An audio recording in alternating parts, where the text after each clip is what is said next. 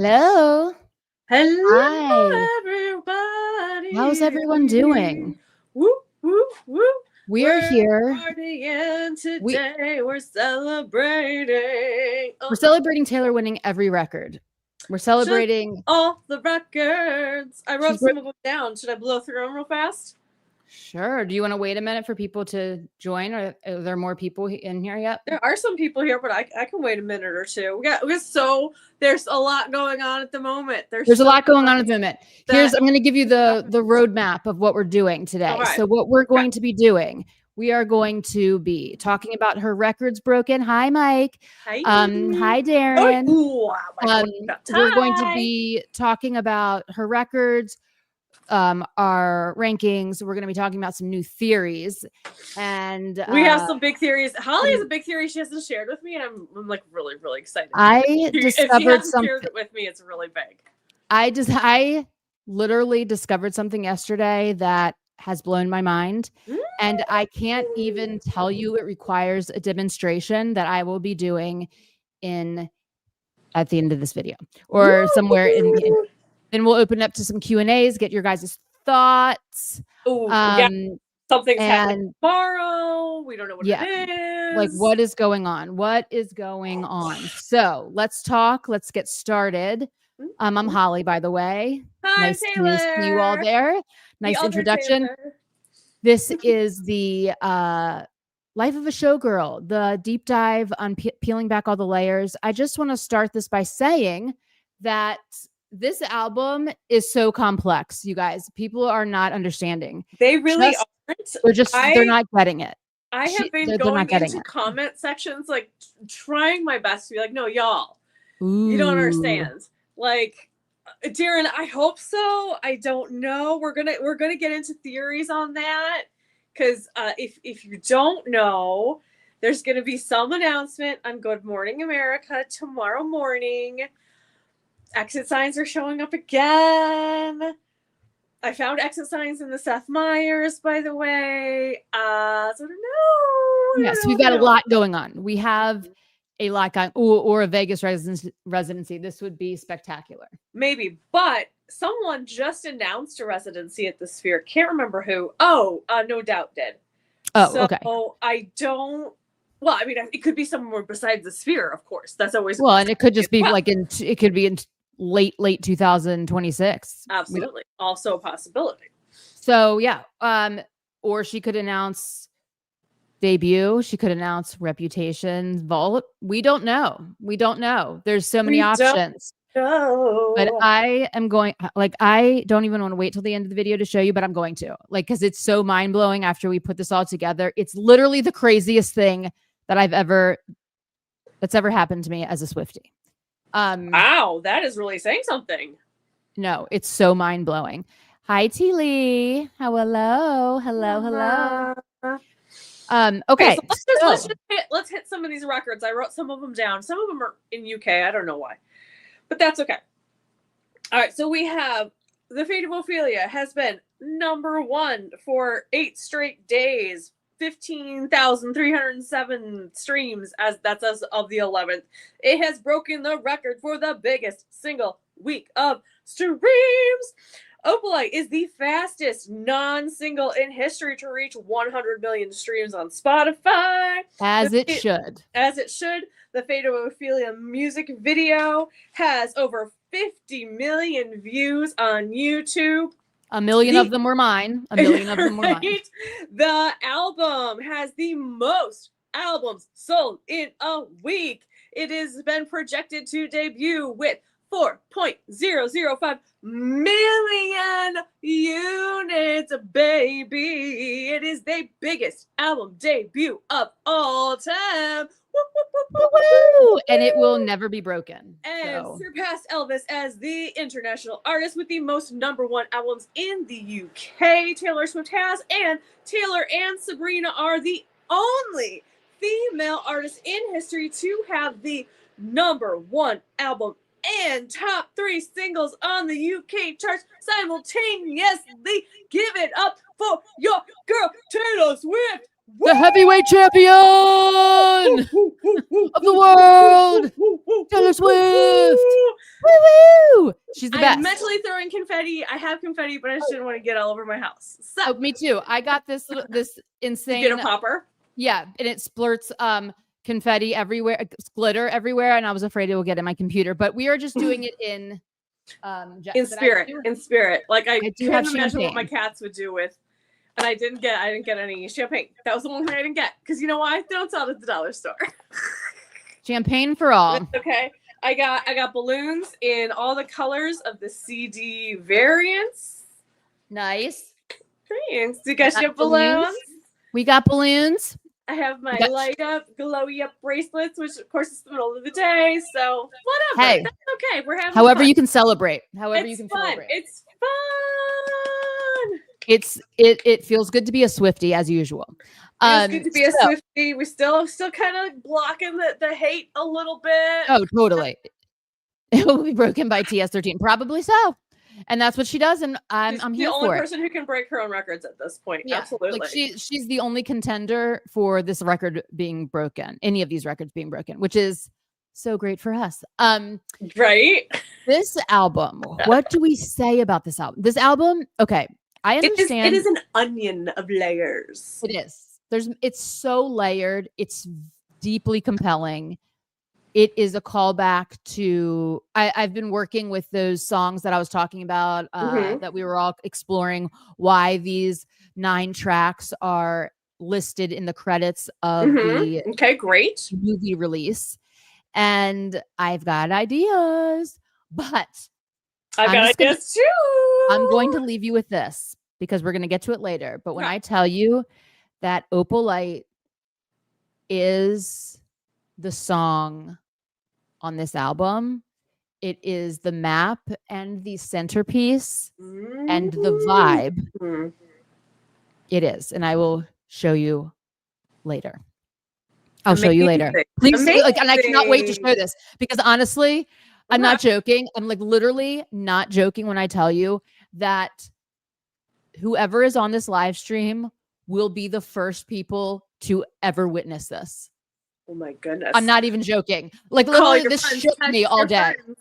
Get everybody on board so they can say they were the first. This is so crazy that I can't even. Okay. I can't even. Okay. Anyway. Okay. All right. I was stunned in silence. I mean, I'm so excited. I wish I knew. Me too. I cannot wait to tell everyone. Okay. Should we tie it? Let's tie up a few loose ends. Let's. I want to go back to the Fate of Ophelia music video just a little bit. Well, not even just that, but just like our last video. Sure. First of all, I don't think we pointed this out. Maybe you did, but I just wanted like reinforce that is a pirate ship, and obviously she mentions pirate ships in 2 different of her songs, so that's a callback to 2 different of her songs. Yes, get some coffee, Mike. We love it. Yeah, Mike, some coffee, because seriously, this is the wildest thing that's ever happened. I inadvertently stumbled on this information about orange birds because I thought, oh, wouldn't it be so cute to get like a little orange bird like ornament for my Christmas tree, like to symbolize this year. And you probably know this, Holly, but an orange bird is a symbol of Florida. Oh, I didn't know that. Oh yeah, it's like a Disney kind of a thing. There's like this orange bird, and it's like it's very, apparently there's like a lot of like it's a thing apparently. So hi Shannon. Hi. Oh my god, I cannot wait to tell you what I found out. Anyway, go on. The orange bird, okay, is a symbol of Florida. I think it may be very like many layers of symbolism, but it's definitely from that painting. Yes, that painting I think has a lot in it. It does. We got some discussions in our comment section about that. So that's just something to like noodle on. Like, is that just like a reference to Florida, the Florida song? Is there something that happened in Florida that she's now free of? Oh, I don't know. I did talk to my best friend who does speak sign language. That very small little snippet in the dressing room is sign language. I knew it. For what? Okay. What does it mean? The lyrics of the song. I knew it. That's all. That is what it is. It's not a secret, super, secret message, but it is. And so I know it. Tip my hat to you, ma'am. You got that. Thank you. It's just like this. You, myself, I just knew it. I'm like that's just that one line, but very well spotted. Thank you. It takes about 700 times watching it to go like, what are these motions right here? What's happening right in this little interlude right here? This slightly different than just dancing. Okay. Right. Nice. And I've watched it several times too, and I have several questions. And I just also want to point out, we talked about that the carnation dress obviously is maroon. The dress she wore to Jimmy Fallon seems mirrorball. I did not even put this together till last night, but she wore a little black dress on Graham Norton, which obviously is in that little black dress. Tim McGraw. Oh, Tim McGraw and the other side of the door as well. On the other side of the door. And so she's definitely using her clothing in multiple ways. So interesting. Okay. So I'm still looking for anything in the music video that is a call to Speak Now or 1989. I do think that light blue color in the like aquatic scene could just be the 1989, but I think maybe there would be something else, and I also am not seeing a Speak Now, so hit me up, because if you've seen it, I want to know what it is. I think I found it already. I think I found it. Because it's kind of a stretch, and I know this, but I think it's when she lights the match and the sparks fly. Well, of course, that makes sense. Now, 1989, I had this brief little flirting conversation with myself, like, is this 1989? Is this 1989? Okay. But I think that in a way, the Elizabeth Taylor wig that she's wearing in the pile of ropes is very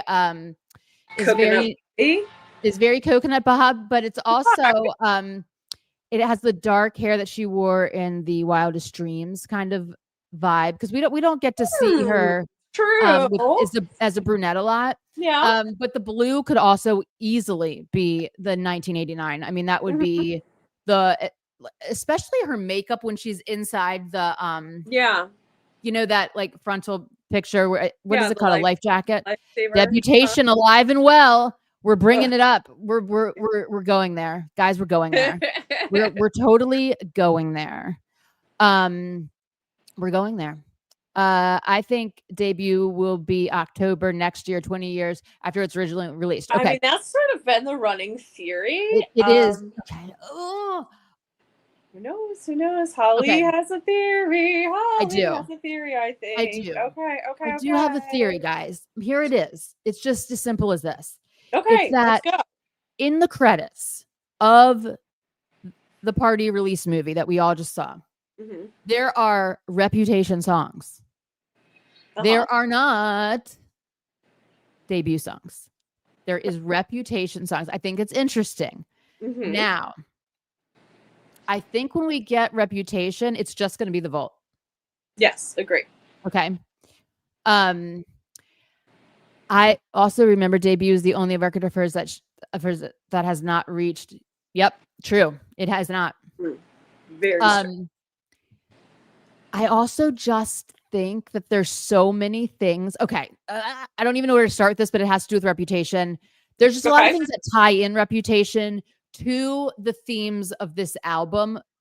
Yes. But you know how we've been talking, like all these live streams, we're centering everything around duality and mirror reflections. And I've been thinking a lot about twos. And contradictions and all and twos in this album. All of this thing, all of these things.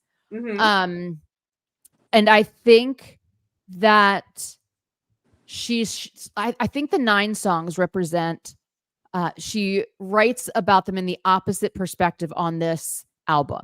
So when you look at a lot of these songs, and I'll break it down later, like she's writing from a very opposite perspective, or she has taken the same satire and applied it like blank space. There's so much craftsmanship on this album that is deeply layered. And this, to me, like, yes, she was making a pop album for the masses, but really the juice of this album is for us Swifties. It's for us Swifties. There's so much decoding to be going on. I agree with that, certainly. Oh, and the Meredith statue in the Ophelia music video is just making me a little itchy. It's not Meredith. It's Olivia. Oh, okay. Well, I looked deep into it because I woke up thinking about. I know, sorry. I woke up I really don't about that and thinking about. I'm still stuck on the Back at the Office post and thinking about Miami Night 1. Yep, I was there. I know you were. And thinking about the gold rep suit and thinking about the 2 snakes on the gold rep suit. And so I went down a bit of a rabbit hole. And so I was like, I know I said she was holding Benjamin Button in that post, but she's not. She's holding Olivia. And I think I said Benjamin Button because in what post? Yeah. In the post. Yeah. Because she is, like, I thought, what if she is holding Benjamin Button? And then I like went with that theory and I never went back and like verified it. So that's on me. Apologies. All good. So I like verified like which cat is Meredith and which cat is Olivia. And then I took that and I went to the video and it is Olivia. Olivia is the one that looks sort of like Wilford Brimley. Apologies to the oatmeal Olivia. Guy. Yeah, the Oh my god, that's hilarious. Guy. Like she looks like she's got like a big mustache. And one of the snakes on the back did make it too. I was there. So yes. So if you combine, and this is not a theory, this is just like elements of something that maybe somebody else will come into a theory. But we're seeing so many 2s. That too. We're the 2 exit signs. There's so many musical 2s. There's like the there's the 2 claps on knock on wood. There's Why not? Why aren't we clapping? We're clapping on knock on, but not wood. Mm-hmm. Now could be just a mathematical Max Martin thing. I know we're in 4/4 time. There's going to be a lot of 2s, but I'm thinking about 2s a lot. I don't know. Yeah, I don't know either. I'm very excited, and it's tomorrow that we'll find out. So let's hope everything is spectacular. I don't think it's going to be a tour. I think she's taking a time out from tour, but I don't know. I'm happy with anything though. Like literally, I'm happy with quite literally anything. Now. Yeah. So yeah, I have different thoughts about it. We can get into it later. I had told you guys last time that I found all those 6s in the video. Yes. And there is a absolute plethora of 6s. And I thought that, it's 6s because of her reputation's the 6th album. But I was wrong. I was wrong in what it really means. Okay, let's hear it. I can't. We have to save it for the end. I got to save it for the end. It's all part of this. It's all part of the thing I've discovered. It's totally crazy. It's literally the craziest thing. Like, and I don't know. I mean, I'm mind blown. I'm still in shock. You're like giving us little seeds, and at the end, I am. Because let's just go with Opalite is everything. Opalite is quite literally everything. She always lies. To us about what she's doing, you mean? Well, okay, so I was gonna say, like, I mean, she didn't exactly say there wasn't going to be a tour. She just said there's not going to be a tour right now. So she could potentially announce a tour next year. It's planned for next year, which we would be thankful for because then we could like save up to buy the tickets or whatever. But my thoughts on that is she just last week said there's not going to be a tour. So I do feel like there would be a little bit of space in between her saying that and then announcing a tour. Also, here's the biggest. Here's the biggest kicker. On some of these little announcement dealy bobs, let me see if I took a screenshot. Yeah, for the Good Morning America, look what's at the very bottom. I know. It's behind the scenes. It's maybe. or it's Eras Tour 2.0, or it's the please be the documentary of my dreams. Well, we're hoping, or it could be the release party, the full like interview of her on the director's chair, and it's the full thing, all of maybe, and maybe some stuff we haven't seen yet. That's a possibility. It could be that. It could be so many things. What if she's announcing that she'll be televising her wedding? I'm just kidding. Guys, it's my number one wish, but I know she's not doing that. I'm just kidding. Disney I'm literally just kidding. Own ABC, but I do not think, because I don't have Disney or Hulu at the moment, because I'm a baller on a budget, I do not think that they like show Good Morning America on either of those platforms. Maybe Hulu, but I don't think they do on Disney Plus. Wait a minute. Are you so what wait. So what we're saying right now, okay, because I feel like Good Morning America is on NBC. No, that's the Today Show. That's the Today Show. Okay. Right. So I remember it as Meredith Grey. So Grey Cat is Meredith and Vincent is so right. Yeah, but it was a statue. But it was Benjamin Button is also gray and white. Like they all look fairly. They all look the same, and it was similar. And it's just a statue. Like the one that I'm referring to is just all gray statue. Mm-hmm. But that like Wilford Brimley like very Scottish foldy face. Yeah, they're very more Scottish. Than the other two. Well, Benjamin Button's not a Scottish fold. Right. Just a cutie pie. He's a rag doll. Yeah. Okay, so should we start with our rankings? Sure, we could do that. You guys, you want us to go from bottom to top or from top to bottom? Our least favorite first or our favorite first?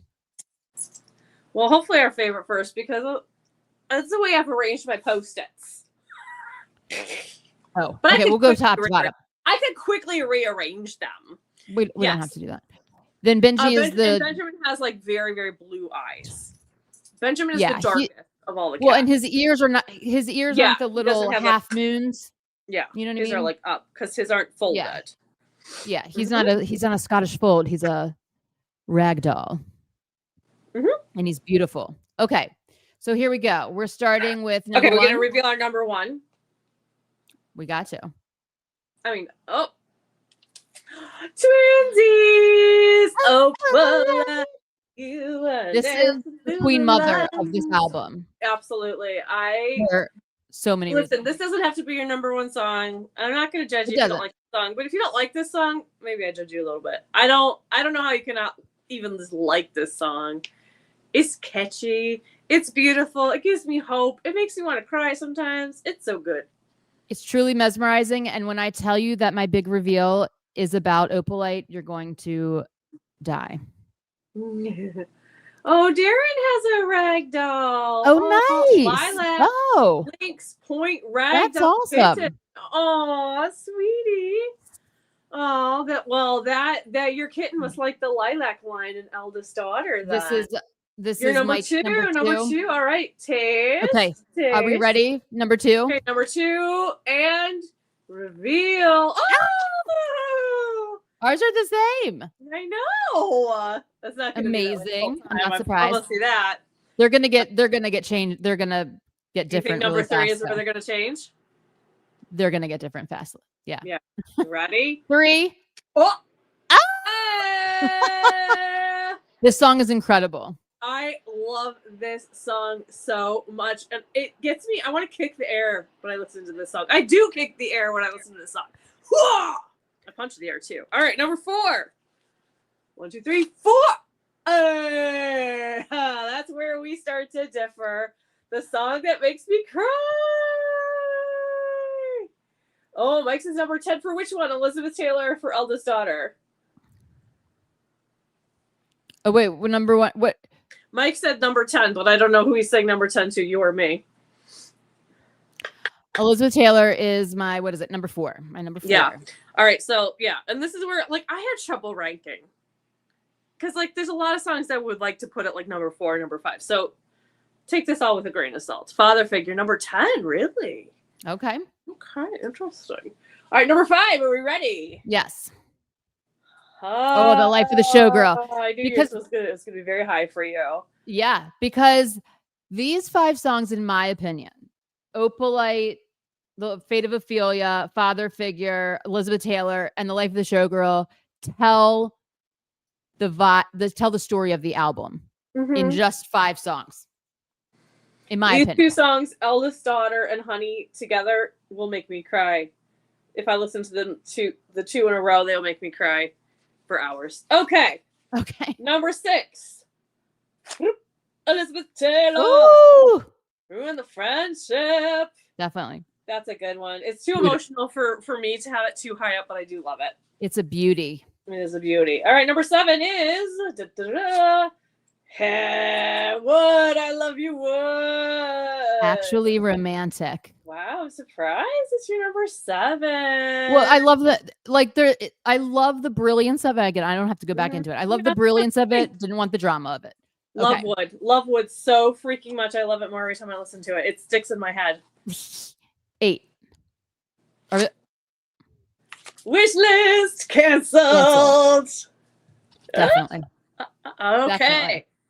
Number 9 is Ruin the Friendship. Oh, what is your number 9? What is not your number 12? No, because I love the music of it. Yeah, it's really, really good. I can't escape the music of it.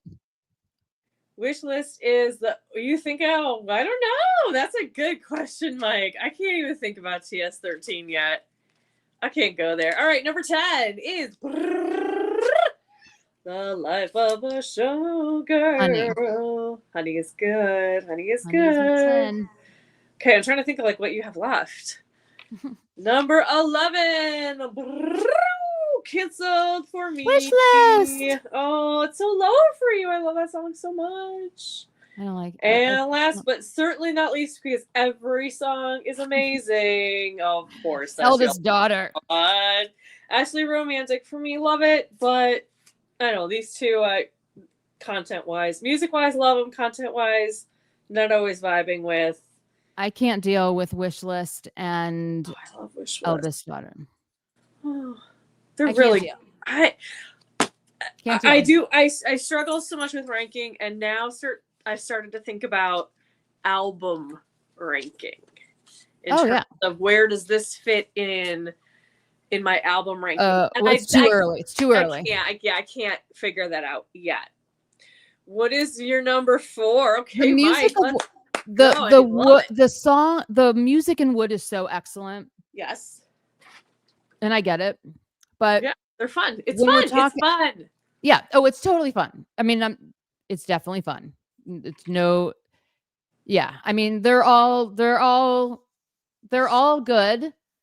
My last 5 are just. I mean, it's just basically let me see. My last 6. What is my number 6 song? I mean, it's half of the album I completely am obsessed with, and the other half I love a lot. Yeah. You know what I mean? So it's it's a win-win. I struggled the most with where to put Elizabeth Taylor because I really, really, really love it. Lyrically, I mean, sonically, it is insanely good. It's incredible. Lyrically, I don't connect with, so it did get a little bit lower for me. Lyrically, I really connect with Eldest Daughter. Lyrically, I really connect with Honey, and that's why it's under those. But if I could, I would have put all 3 of those in the same as a tie, really. But that's not what we were doing. Yeah, that's not what we were doing. And so that's how it was. Yeah, we were just ranking on our order and how they show up in our lives for us. You know what I mean? And I feel like I don't have Father Figure, Actually Romantic, Cancer, and not on the place. I don't have you. Yeah. Okay. Yeah. I mean, I ranked them also because this is just naturally what is compelling me and what is making me dig further into this album. Where's all the meat hidden? You know what I mean? Where's all the juice hidden? You know, in the story of it all. And I think it's in Opalite, Fate of Ophelia, Father Figure, Elizabeth Taylor, and The Life of the Showgirl. Well, and actually Romantic. And that's why actually Romantic almost made it into the top 5. But well, and that's part of it too, is, like, what is it that you listen for in songs and in and out? And everybody, that's another subjective thing. Totally.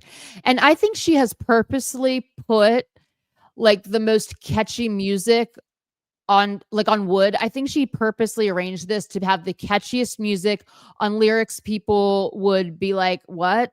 With, because it creates this paradox, and it creates it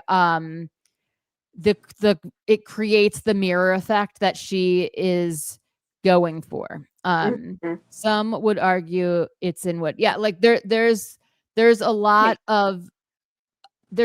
going on in all of these songs. Like there's a lot going on in all these, and there's a lot of subliminal artist messaging. There's so much.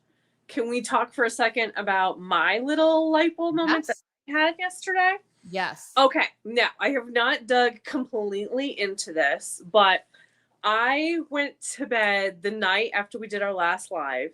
Okay. And obviously I was thinking about all these artists and all these songs. We were looking them up live with definitely. Right? And I've been thinking about the bookcase. I bet all of those artists in the bookcase had similar copyright lawsuits.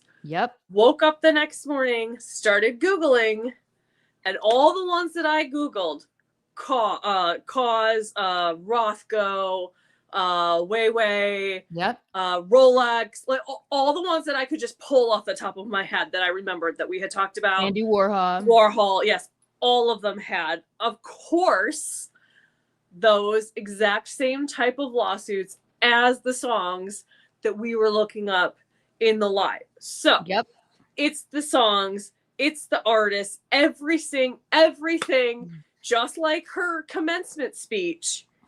Every single thing was an Easter egg. Absolutely. The podcast was an Easter egg.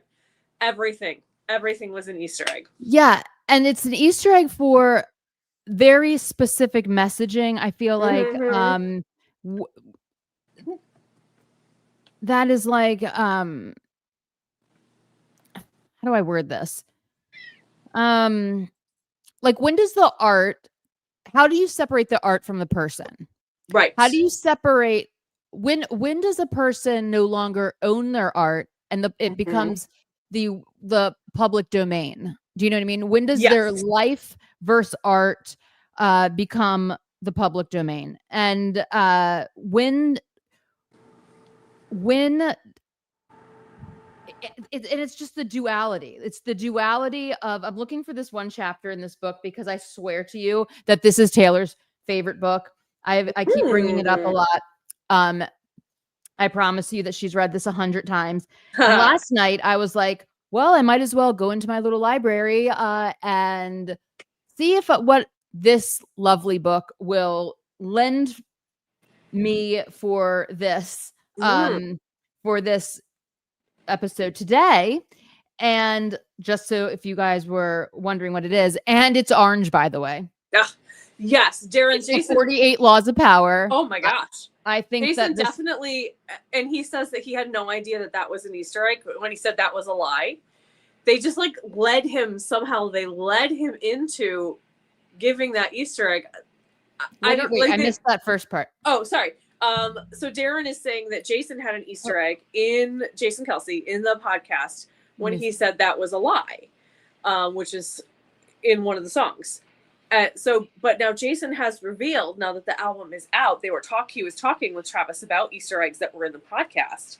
And Jason says, you guys didn't tell me to say that. I didn't know that I was giving an Easter egg.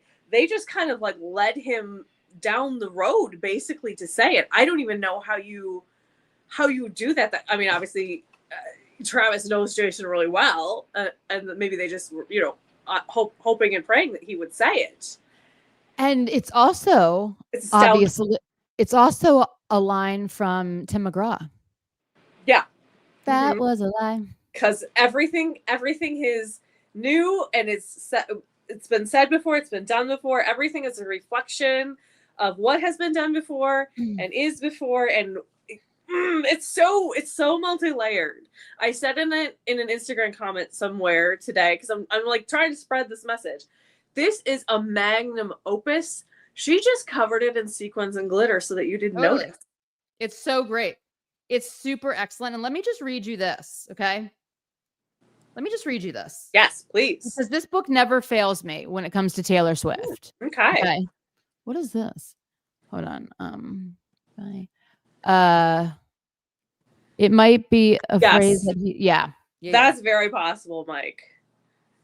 I'll just give you the or maybe they fed it to him like a couple weeks ahead. You know, like they kept saying it. And so, you know how you pick up on somebody else's phraseology, kind of like, yes. You know, so they kind of like fed it into his phraseology. Are you ready? Dastardly. Yes, I'm ready. It's Law 44, by the way. Okay. Lots of force. Teely likes that. Disarm and infuriate with the mirror effect. The mirror reflects reality, but it is also the perfect tool for deception. When you mirror your enemies doing exactly as they do, they cannot figure out your strategy. The mirror effect mocks and humiliates them, makes them overreact. By holding up a mirror to their psyches, you seduce them with the illusion that you share their values. By holding up a mirror to their actions, you teach them a lesson. Few can resist the power of the mirror effect. Whoa. Now, let's dig deeper into what this could mean. Let's just say all of a sudden, which we've seen this happen. Oh, like Ariana Grande can write super sexy, explicit songs, but when Taylor does, oh, you know, so-and-so can do whatever. Where'd you go? Oh, we lost her. She'll come back in a second. So when my point is with this is that she's holding up a mirror to reflect the public's opinion, but also her colleagues' opinions. So, oh, you only, you know, Taylor's like Breaking Bad and you know, acting like this super badass on father figure and having this like power dynamic switch, and I don't know where she went. And she's also doing it to all of us, and we have fallen for it because so many people have gotten so upset over this album and how it makes them feel and the words, and why is she doing that? She's baiting us because she's both the art and the artist, right? And she is getting the response that she wants. She is getting us to completely talk about, and she is a badass. That is why. Totally. She's using the weaknesses and the immediate insta criticisms of our society, and she's turning it back on them. And it's working. Look at all the fighting. Look at all the chaos. Now, let me just read you the other rule, the law of power that she's engaging on this album in particular. Let me find it because I'm like, well, yep, this is it. This book never fails me with her. Court attention at all costs. By the way, I just missed all of that because my dad called again, even though I told him not to, and I had to like. It's okay. I apologies, everybody. I'm really frustrated, but don't be frustrated. We're just talking about how the mirror reflection, how she's using this against her, against all of us. She's shining up the mirror. She's showing us almost the things that we're always bitching about in her own music, and she's reflecting it. She's creating the tension. The art is creating the tension, which is very performance art. This is the performance art. This is why all those performance artists were on the bookshelf. Okay. Love it. Yep. Court attention at all cost. Everything is judged by its appearance. What is unseen counts for nothing. Never let yourself get lost in the crowd, then buried in oblivion. Stand out. Be conspicuous at all costs. Make yourself a magnet of attention by appearing larger, more colorful, more mysterious than the bland and timid masses. Interesting. Very interesting. So, those are two of the laws of power that I think are being applied on this album. How does that relate to the 9 songs that were on the movie credits? Well, let's think about it. What is Blank Space about? Blank Space is one of her most satirical songs. Most satirical songs that she's ever written.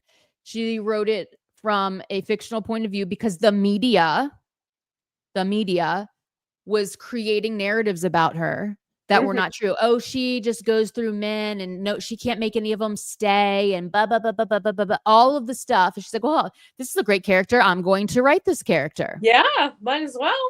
But who actually really lived this life publicly? Elizabeth Taylor. You got it. You got it.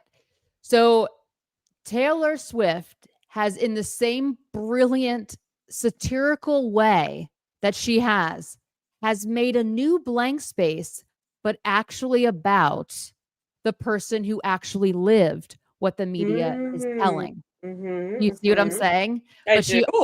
And she also has it through little weaving in and outs of her perspective in there, but mostly it's like, you know what? I wrote a fake about a fake me. You know what I mean? The man crazy person. Now I'm going to write the story of an actual person who the media treated the exact same way. And this is where the paradox of duality come in. Taylor wasn't dating 1,000 people and like she could that wasn't even happening, right? And she got the exact same amount of shit as Elizabeth Taylor, who actually was. So what is the difference? What does it matter if she's really doing it or not? You know what I mean? Like, this is the thing with this is the viewpoint of the kaleidoscope distorted view of the general public. And aren't we supposed to be like more enlightened and like, have a better viewpoint than we did, 30, 40 years ago? But we don't, because we're doing the exact same thing. We don't. We do not. So that song, the Elizabeth Taylor song, is so layered. It blows my mind every time I listen to it. It's incredible. I hear something different and I'm just like, whoa. Absolutely. Now, let's talk about how the background sounds do sound like they could be on Reputation, where we have the first mention of Elizabeth Taylor in Ready for It, which is also one of the credits on that. The other things, and I'm still like playing with a lot of the connections, but it's basically like every single one of these songs, she's showing up as the opposite in. Like, okay, like in Ophelia, right? She's changed the narrative, the love story. And I Knew You Were Trouble and We're Never Getting Back Together. She's like, the songs end like in a please come save me from my like situation just by being back in my life. Ophelia is like, I pledged allegiance to me, myself, and I. That's like such an important line in that song, because it was like she's no longer waiting like to truly be rescued by these fictional stories, by these mythical tales, by any of these things. She was secure in her place. But and it's actually like a reference to that 4th of July, like it works on so many levels. Absolutely. It works on it does with her, which I love so much. And yes, Darren, and more power to them if that's what they want to do and that's how they want to, express their sexuality. Right. More power. Who cares? But no judgment. Like they were no judgment. Taylor like she was doing that, and she wasn't, and that's what's annoying. Taylor was just having normal relationships for anybody that age. And even if she was, like, my point is like, it doesn't even matter, because like the media was the same, where we have Elizabeth Taylor, who is like, her story became her 8 marriages, her over the top love stories, the drama, home wrecking, taking Eddie Fisher from what's her face, like all of it. You know what I mean? Yeah. And you couldn't. They got the same publicity. They got the same publicity, and that's just ridiculous. Exactly. So I don't know what happened. The same. So the other thing is, let's talk about canceled versus shake it off, because I find this correlation to be really interesting in tone and in viewpoint with Taylor. Taylor is talking about in canceled, like, oh, I love my friends canceled, right? Like, I love it. I love my friends canceled because we've been through a bunch of shit, and they're like, there's all these haters out here talking all this shit. And actually, we can put actually romantic into this category also, because the narratives are the same. It's how Taylor has chosen to change her viewpoint. In Shake It Off, she was ignoring and just dancing, right? Yep. In Actually Romantic, she's taking hateration and she is turning it into a love story, right? In Canceled, she's giving the middle finger to everyone that's like punishing cancel or her like innocent canceled friends and saying, no, I like them. She's not running from running for the hills when somebody gets canceled. So these are like completely huge themes. They're the centerpieces of like 1989, Reputation, the love, the tension, Don't Blame Me, mixing with different parts of this album, but the Daisy, Love Me Not, I Used to Be Poison Ivy, but now I'm as Daisy. The swelling of the background, the soundscape of father figure, to me sounds so much like Don't Blame Me. And it's also like Don't Blame Me, I became like the most powerful one, in my opinion. Like, you know what I mean? It's a different, like, oops, I did, you know what I mean? Like, I was about to say if Britney Spears did I do that? Yeah, I mean, and it's just really interesting to me that she's taking these themes and writing them from a completely different angle, while also throwing in samples of other artists who have gone through if you don't care, it does exactly. If you don't care, it doesn't matter. But she does care. That's the thing. And now she's also making it known that she does in fact care, but she's switching. She's controlling the power now. I mean, she really is. She's totally controlling the power. Life of a Showgirl and I Can Do It With a Broken Heart. When you look at these as opposite songs of the same theme, we have a showgirl who's heartbroken but goes on stage anyway, right? She's through the tears, through it all. She's still performing, but she's heartbroken, and in her head, the anxiety of like, he treats me like he runs like the plague from me, and like he doesn't, like, I'm just so miserable, and nobody even knows, right? Nobody knows. And but she's here I am on stage. Well, that the crowd is going, more. We want more. You're so great. We love you so much. Right. More. So many people misinterpret that line and weaponize it. It drives me crazy. Right. And then it's a bragging song. It's a braggadocious song. And then in Life of the Showgirl, she's severe. Like, she is owning the performance. She's owning it. There's no heartbreak. It's hard, but there's no heartbreak. Right. She's out there. Just, it's a victory lap. And it's like the two sides of the same coin. You've got to perform when it's not going great, and you've got to perform when everything's going wonderful. You know what I mean? So there's a lot of like mirror reflections on this album, that those 9 songs mirror in the opposite way the songs on this album. And it's very fascinating when you start thinking about the messaging, like, look at how many times she's referenced ghosts in her past albums, right?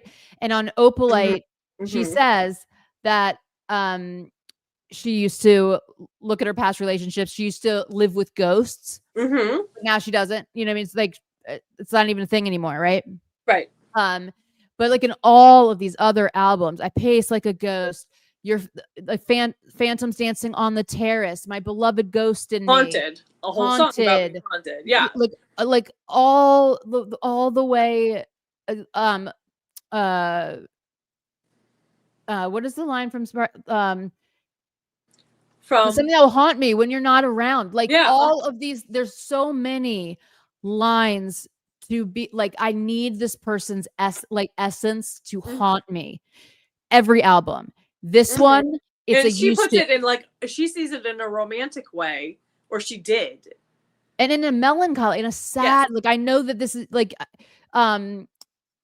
seeing like shadows in the grocery line is also, oh hi Maddie, is also a call out to this. Ooh, that Lover was the breakup album. Interesting. See, I think Midnight's definitely was.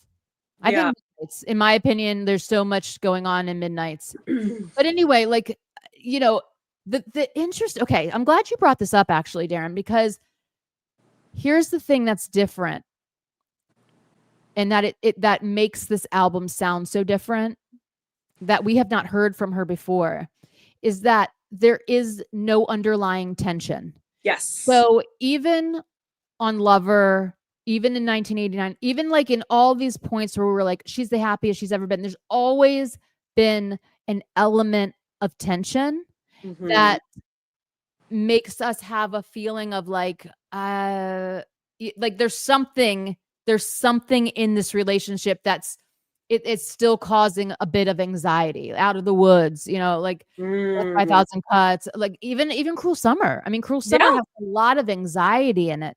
And you know, this one, New Year's Day, like it all does. Yeah, this one, it's just, I'm super happy, but don't mistake my happiness for me not paying attention and not making y'all think, because that is what I do, and the layers that I'm going to be giving you are incredible. And it's like we need to review the whole catalog of work to really see the how much growth has occurred on this album with her. Absolutely. Mentally, like so much. And she is like sitting in like total power right now. She's like, yep, got it all. Take my kindness, you know what I mean? And right. Get your card canceled. Bye. You know what I mean? Yeah, exactly. See you later. And those 9 songs really reflect, I think, the overall core themes and where all the questions from every other album came from. Like it was like this, like, what is fame? You know, how does it, like, why do people hate me that I don't even know? What is this relationship with myself and fame? Who am I? Taylor Swift, the business person, versus Taylor Swift, the individual. How do they blend together? When does one start and when does one stop? When does the art I make become like I'm selling? I've sold myself. You know, and who gets to buy me? Like, who gets to buy me? Do all these people have own a part of me? It's all of this type of questioning. You know what I mean? That is really interesting. Can you do me a favor? Can you read the 9 songs again, just in case we have anybody who is watching and maybe has not watched the other episode yet? They can just mentally catch up with you when you say the 9 songs. Absolutely. It is Blank Space, Style, 22, I Knew You Were Trouble, We Are Never Getting Back Together, Don't Blame Me, Ready for It, and I Can Do It With a Broken Heart, the Heartbroken Showgirl version. Also, Style, so interesting. There are so many correlations in theme. You know, like I thought, like when I heard, you know, Sorry Baby Dolls, I'm Immortal Now, I couldn't if I tried. It's like, I'm here forever. Why? Because I'm never going out of style. Yeah. I'm never going out of style. And then you think of like the James Dean reference in style, combining that with like the era of Elizabeth Taylor. I mean, they were actually on a movie together, but like, yeah, they you know, were. the there's just so much interweaving of all of these ideas, you know, of all of these ideas. So Absolutely. yeah, I just wanted to share some of that. I need to go plug something in because I just again unplugged. My foot keeps, you know, I do this every episode. I do it every episode. I need to fix it. Take That's over. okay. That's Take okay. over. I had a technical issue. Now you have a technical issue. Yeah. That is okay. It is our brand, apparently. So it's interesting. I love the mirroring. I love the twos. There's so much going on. And I love how we are unwinding it. I feel like I need to like go door to door and like, have you heard the gospel of our Lord and Savior Taylor Swift? In a way, it's like I want people to discover it on their own, but also like I really just want people like be here with me and appreciate it with me. But I also know there's going to be people who are never going to appreciate it on that level, and maybe don't ever have to appreciate it on that level, and that's okay too.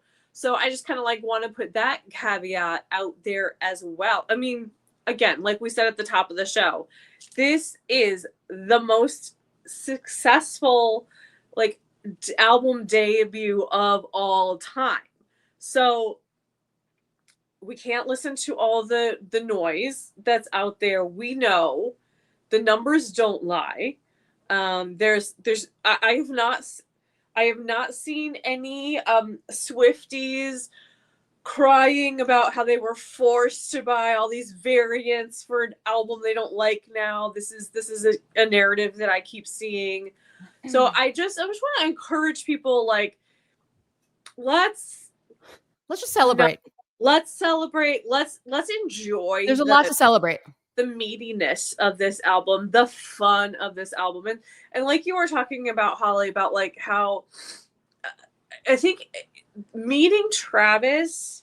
I think like if we look at her past relationships, the dichotomy, the contrast between absolutely Maddie Healy. Like Maddie Healy was the kind of epitome of the type that she had gone for. Definitely. You know, this brooding artist, kind of you know, the coolest of the cool kind of guys, you know, absolutely. in her eye, you know, that kind of the scene, right? And then here's Travis, who's like this opposite, happy and fun, and you know, in this very like bro-y kind of sport and all this kind of stuff. And it's sometimes you really have to like go through the, you know, the mud, basically go through the forest to get to that beautiful, you know, beautiful, you know, lake or whatever, that beautiful point, that vista, the happiness that you were looking for. And she really did. She really did. She didn't know that that's what she was looking for, though. She thought that what she had with Maddie, what she had with Joe, what she had with Calvin, back. She thought that's what love was. Yes, she did. And she's kind of rewriting, like, think of Blank Space, because it's on the list of 9. Mm-hmm. Blank Space, boys only want love if it's torture, right? Mm-hmm. That was a statement, even though it's a satirical song. But like in this album, there's some truth in it. She's proving that that's not true. Do you know what I'm saying? She's proving that it's not true. So there's like a lot of persona and satire. Like, Ready for It, I Knew You Were Trouble. Oh, hold on. I'm sorry. One more thing I've got to do. Sorry. There's always satire isn't satire without some truth in it, you know? So, although I do, you know, there's people who don't get that Blank Space is satire. There's people who they're never going to understand the satire itself. And again, that's okay. Like, I don't think that we need to like force this narrative on people. We don't. I don't know. I feel like I'm trying to say something, but like I want everybody to appreciate how beautifully interwoven all this stuff is. Absolutely. But there are some people who they're just not going to see it. There's going to be some people who are not going to appreciate the message that's deeper in it, and that's okay. And if you take something like Don't Blame Me and like the pleading kind of, and like talking about craziness, like everything was making her crazy, madness, all of these things that tie into Ophelia, that all the stories that she's sort of rewritten, Shakespeare wise, like she keeps switching the narratives. She is changing the mirror reflection, and people I don't think are prepared for that. You know what I mean? They want to see her in a certain specific mindset, and this one's totally different. The mindset here is 100% different, and I love it. It just shows such phenomenal reflections back to her earlier albums. It really does. And rewriting and sort of correcting, like course correcting for where she is right now, which is like, that's what life is. Do you know what I mean? Yes. That's what life is. It's getting older. When you know more, you do. Yeah. When you know better, you do better.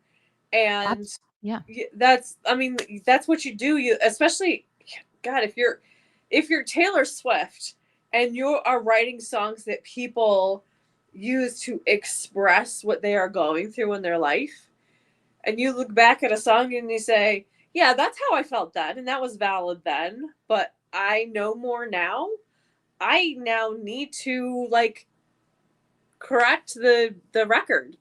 Totally. I need to go in and let them know that there's more.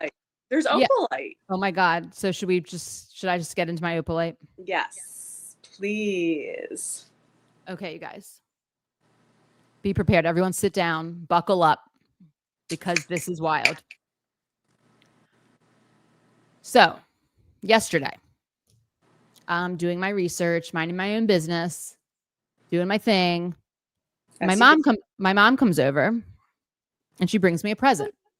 Oh. And it's so sweet. And I think my mom had to go somewhere right now. She might not be on here, but she brought me the sweetest present in the world. And she said, hold out your hands and close your eyes. And I said, okay. And I did. And she put into my hand a bunch of opalite. Aww. Oh my goodness. That's so sweet. Right? Oh, I wish I had some. So nice. Okay. Oh. So. Okay. So this opened something up for you. Oh yeah. Big time. First of all, like this opalite is like literally the color. Where is that box? Like, if anyone was wondering why these colors are orange and this color, let me show you. It's all the colors in the opalite. This color right here. Is this color right here. Oh, okay. It's the mint green. So then I thought, and this is just because I'm like overly curious. I live curiously, and I am neurodivergent and ADHD. My first thought was, actually, this is where I have to demonstrate. Hold on, I got to set this up. The visual. I have to set up the visual. Okay. Be prepared to be mind blown. Be prepared. Y'all, what if we're not mind blown? I'm just kidding. What? We will be, because it's Holly. I said, what if we're not mind blown? What if we're all just like crickets? But we will be, because it's you. You will be mind blown. I promise you'll be mind blown. Poster board. I love it.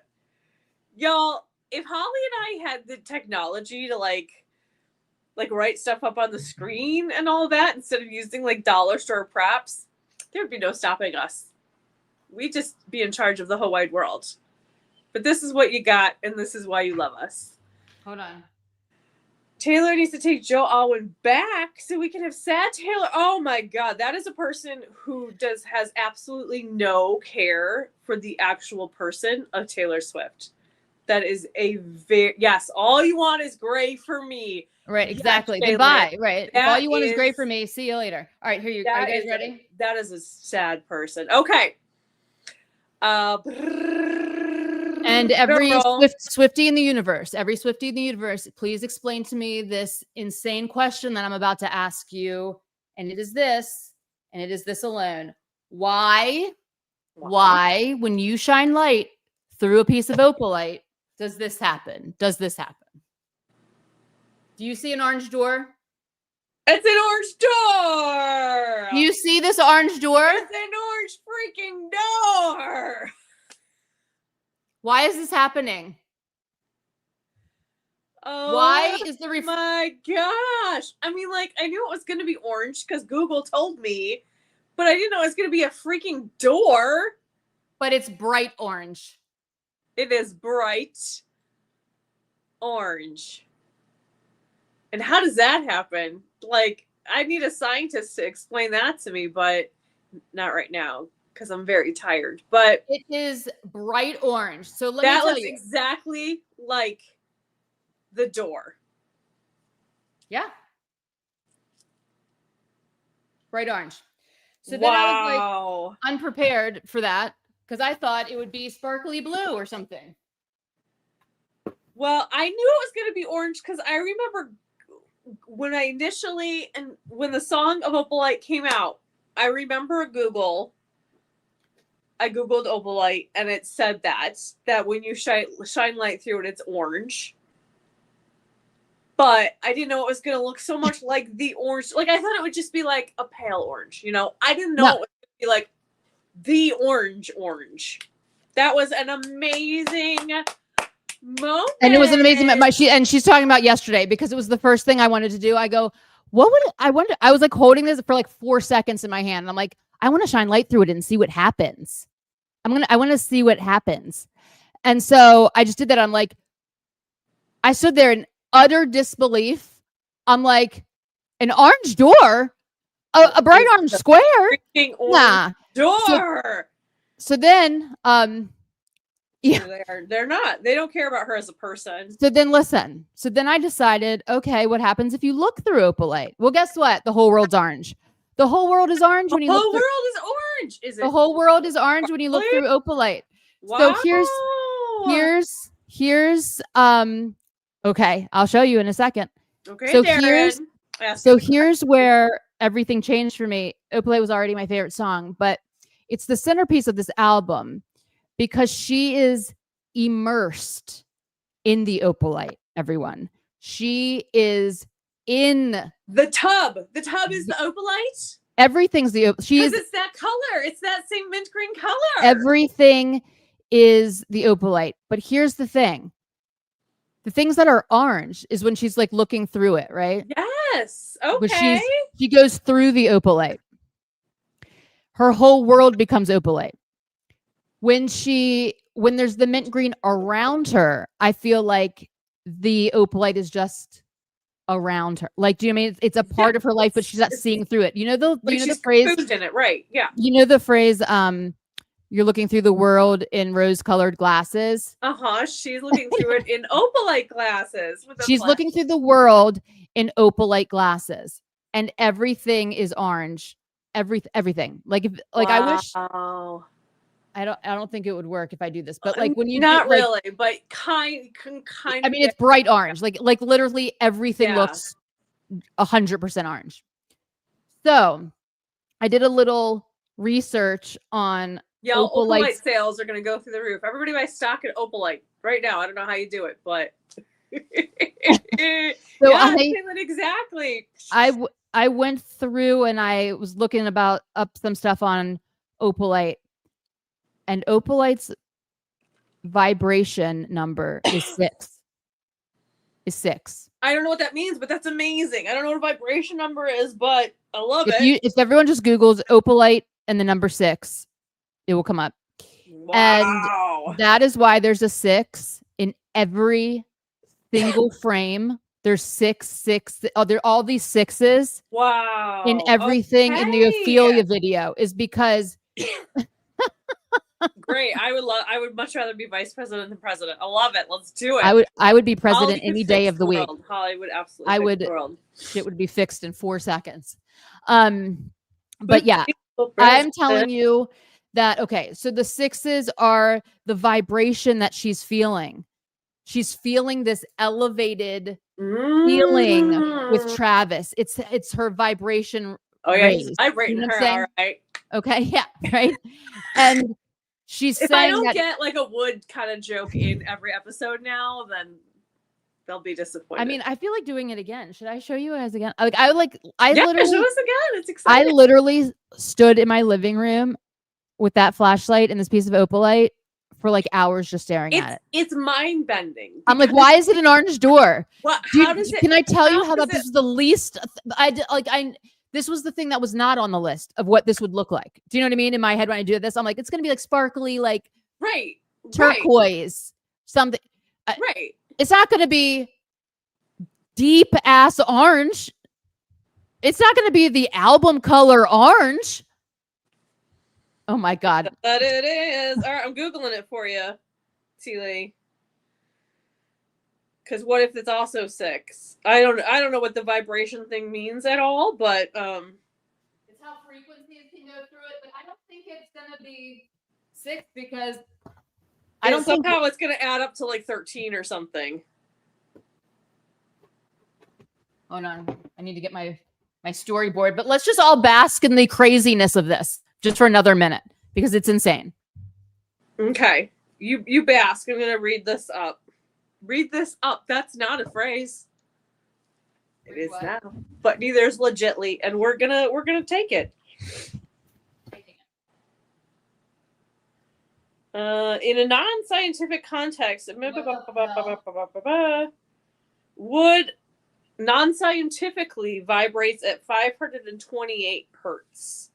That doesn't really. This is different because it's wood and not stone.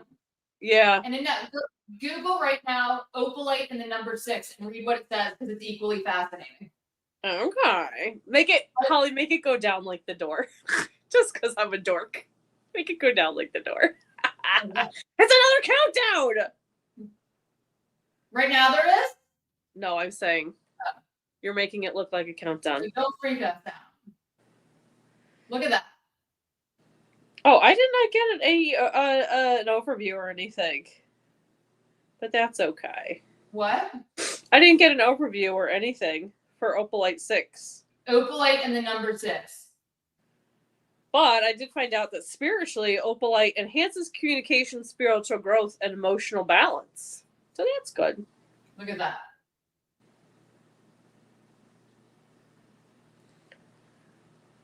It's I can't believe. It points to a harmony of nurturing balance, and emotional healing. Yeah. Oh my God, it's also perfect. New beginnings. Yep. Heights, new beginnings, new heights. Optimism. Damn. It's all the things. And balanced relationships. I know. It's all the things. When you read what Opalite stands for, it's truly crazy. That is wild. I love how she's just like interviewed. She's like, I just had this word on a list. I just liked it. So I decided to put it in a song. No, girl. No, you did not. No, you didn't. You deeply, deeply researched the meaning of all of this. I can't. And the colors. I need to get the colors of the album are opalite normal, and then opalite when light is shining through it. Dancing through the lightning strikes. You all, please. Can we please just take a moment? I can't with this woman. I cannot with this woman. Right? Like, there's a why is this an orange door? Taylor Swift? Why is this an orange door?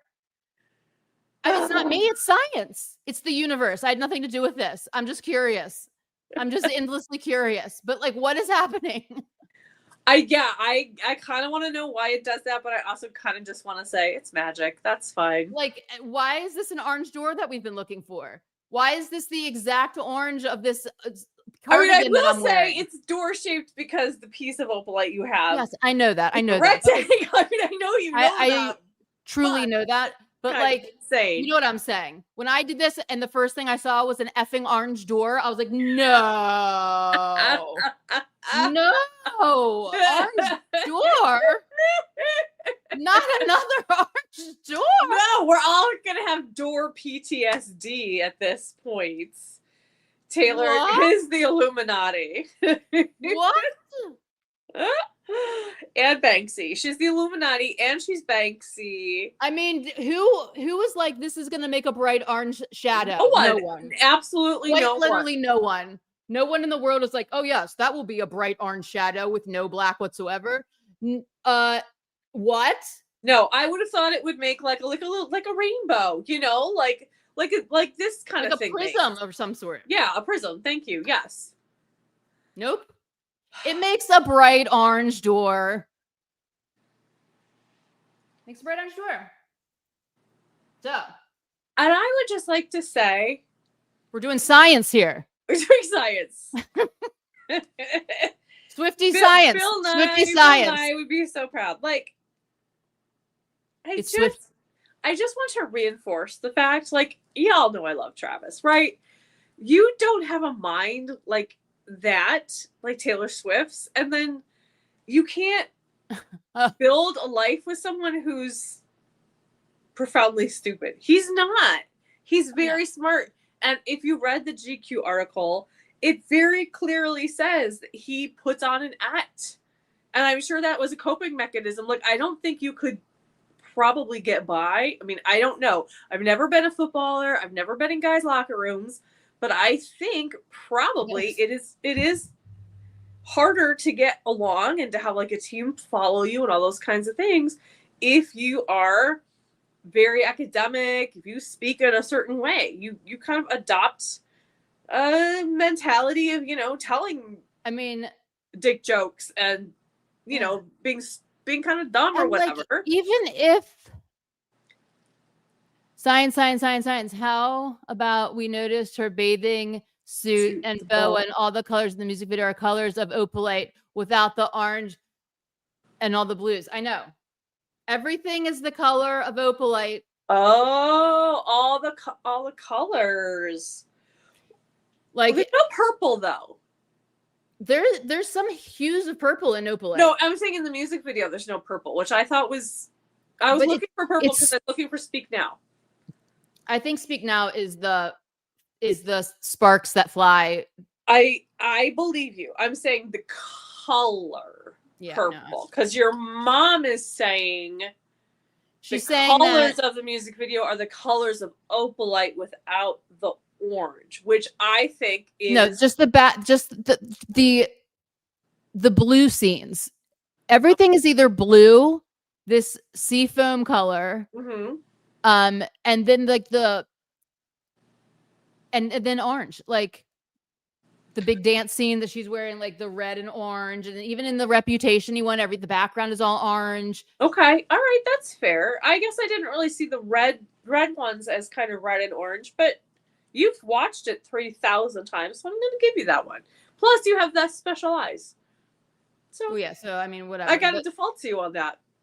But like, look how crazy this is. I cannot stop. I would like my own piece of opalite now. I mean, add it to the list of things I want. How do you even find opal? I mean, of course, your mom would find it, right? Like, that doesn't surprise me in the least. But like, did you just go to the opalite store? Did you just like? She's amazing. Yeah, she's amazing. She knew that it would. She would. It is the exact hue of orange. Exactly. It is. It's the exact hue of orange. Was Taylor Swift a combination of all the brilliant minds from history? Yes, because this is my next theory. Hold on. Oh my God. Save this, Darren. Save this thought, because this is where my mind is going. And it's the exact hue of orange. Yes, it is. So listen, you guys, what she's saying to us is she's like quite literally living in opalite. She's wearing her opalite colored glasses. On the outside, it's this really pretty seafoamy color. But on the inside, it's this burning heart orange. This is where it's coming from. It's the center of opalite, and everything that reflects off of their love for each other is this burning orange, crazy color that no one would be expecting to get orange from this. No one. Also, quite literally no one. Could you say it one more time for the people in the back? What color is opalite, Holly? Is it white or is it blue? It's actually neat. It's like a bunch of colors. It's like, right, but it's not white, is it? No, it's not white. No. It's not white. No, it's not white. It's actually, when you look at it head on, it is the color of it's this mint green. It's right. mint. Exactly. It's minty. Exactly. So if you're hearing stupid theories, it's mint. I'm just good. That's all I'm going to say about it. That's all I'm going to say. It's mint. Mint, and orange. It's like the colors color of my wall. This era. And then the inside, somehow, the inside of Opalite, by magic. The inside of it is burning orange, like them. They are burning orange. And this is the orange bird. Let's go back to this, because this is going to tie in my last theory. Let's go back to the orange bird, because you were doing some research on the orange bird. I fell upon some interesting things about the orange bird. The orange bird. Here's the thing. Bird's something, isn't it? It is something, but I was loving him as orange. Exactly.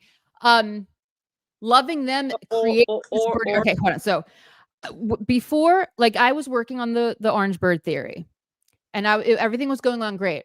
And here's where I was going with it. Okay. Oh, the bird connects all of the different showgirls that she's showing throughout history, right? Yeah, exactly. And she damn well could be. I mean, she could be. Listen, she absolutely could be. I mean, she like, would I be shocked? Not at all. No. So I thought the orange bird was like, okay, well, it shows up in the beginning of the music video, and it's, in the 1800s, when these artists lived that painted the Ophelia paintings. And I'm thinking this orange bird is throughout this video via the orange bird feathers, the orange cage, and Look What You Made Me Do. But at the end of the video, the orange bird flies out of the bathroom window. She's in her bathtub, and the orange bird flies out. Okay. So I'm thinking, now we know she's in her tub of opalite. In her opalite tub. Okay. And I thought, oh, this is just her connecting how no matter where you pinpoint in history, the life of a showgirl has always been treacherous. It's always been hard. It's always been like a battle. If you go back to Elizabeth Siddal, the model from the Ophelia from the Ophelia painting. Yes. Died because she didn't want to disturb the painter while she was freezing to death in the bathtub. Right? The painter is more important than the model. Right.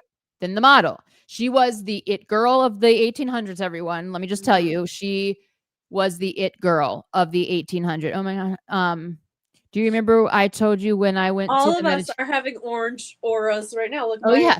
My mom's aura is orange. Ah, you're in your showgirl hair. You're in your opalite aura, Mom. Because she's in love. Because she's the best.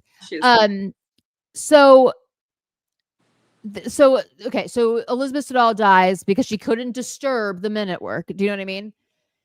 She dies. Her husband paints the memorial painting to her with the orange bird holding the poppy flower, right? Okay. I think that Taylor, who has clearly been interested in Shakespeare and all things female characters, has known about this painting. Do you know what I mean? That connection's not very difficult to get to. You know what I mean? You know what I'm saying? When you start looking up Elizabeth Siddal as being one of the first it girls. Okay, so now we look at Elizabeth Siddal, Clara Bow, Stevie Nicks, Elizabeth Taylor, Marilyn Monroe, Taylor Swift, all the community of doo-wop singers, all of these women, okay, through all the decades, all of the decades throughout time, have been plagued by the same questions. They've been tied down with ropes in what people want from me versus what I can give to them. I'm weighted down by the love of this person and like the disaster that they're calling it, they're creating my life. I love you, it's ruining my life. The power dynamics of always being controlled by someone, something, some thought, intrusive thinking, not believing in yourself, wondering what your worth is. Will he come back? Won't he? Will the album sell? Won't it? Am I going to be replaced or am I not? Like, am I going to die in this bathtub because this guy doesn't even notice that the lights are out and I'm dying? Yeah. Like, all of the questions that showgirls ask. Will this destroy my career? Will the controversy overtake me? Will I be swallowed up whole in the tabloids? Will like I be doomed to blah, blah, blah, blah, blah. All of it. This bird, I think, is like flying and landing on certain points to reference. It's landed here. It's landed here. It's landed there. But at the end, that bird flies out the window and that bird is orange. You know why? I think because the love she has found and she recognizes and she cherishes has set all of those questions to bed, and she's free. She's free as a bird and she's flying. She can finally be free. She's free of it. It's gone. She doesn't have to deal with it anymore. She's answered the questions. She acknowledges that she herself built this empire. She has found somebody that is not making her neurotic or anxious or doubting or, do I need to dull my shine to make him shine doesn't more? wilt under the spotlight. Like all of the things, you know what I mean? And when you think about it, even just that line, they wilted under bright lights, but you bloom. Yeah. Like, look at what Travis does for a living. Friday Night Lights, you all, football is under bright lights, right? It's at different areas, but like, you can handle it. You can deal with it. You bloom, but so do I. Like a lot of these lines in this album, I think she's actually talking directly to herself. Even when we think that she's talking to Travis in some of them, I think she's affirming herself. Like she's saying, no, everyone, all of the things that I used to doubt about me in every album, in every iteration, in every era that we've ever seen her in, she has been plagued with doubt and confusion and not living in her strength and power. Sabrina Carpenter, another one. You know what I mean? Up and coming. I honestly think that like the song "A Life of a Showgirl" also, it is really like Taylor talking to her protege Sabrina in a lot of, you know what I mean? Aside from the Kitty narrative, it's like this whole big story, and Sabrina went through her own round of bullshit with the media. You know what I mean? Absolutely. I always wonder why men feel smaller when women outshine them instead of celebrating them, because that's it's insecurity. Yeah, and it's insecure. Like it's just Yeah, it's they're sort of trained to. What? They're trained to by the patriarchy. Yeah. It's unfortunate. It hurts women, but it hurts men as well. So yeah, it's definitely just structural, unfortunately. Yeah, it's bullshit. And so I think they fuck the patriarchy. We're fighting for women and for men with that. Absolutely. And you know what? Like, because with the sick thing about the patriarchy is that it's not all men. It's like selective men. You know what I mean? It's not like there's a lot of men that don't fit the mold of like do you know what I'm saying? And so like it's absolutely. It's like a certain, and they suffer probably the most. Yeah, it's the whole thing's bullshit. But anyway, so like what I think is happening here is that the orange bird signals her true freedom, the freedom that she has only discovered by stepping through the opalite and having her whole world be orange. She is an orange-free bird because that's just who she is right now. Like that is she has found this color, this stone, this Travis, all of the things, and that's why the song Opalite is so important, but it's also why the whole sky is opalite. It's her whole world. When you think about the sky, it's what everything that surrounds you. And now her whole world, if she was in a snow globe of opalite, everywhere she looked, she would see it. And what reflects back to her is this orange, warm love light reflects back on her. And that's what she's seeing. And that's why these colors are orange and mint. Sunset. It's a fireside. It's warm. Yeah. And it's also completely unexpected. When you see something like this, you don't go, well, the shadow of that's going to be neon orange. Right. No one does. And like not even faint. Like so bright. I mean, I couldn't believe it. I was standing there with my mom yesterday, like an orange door, but just like an orange bright, like such a rich orange color that it changed my whole view of like what the orange means in this, why it's there, and how she's interweaving it as the message. It's really the feeling that she's feeling. It's the glow. It's the aura of them both. And it's when we talk about mirror reflections and duality and all of this, I think the other secret message here is that she can only see the opalite that they create. You know what I mean?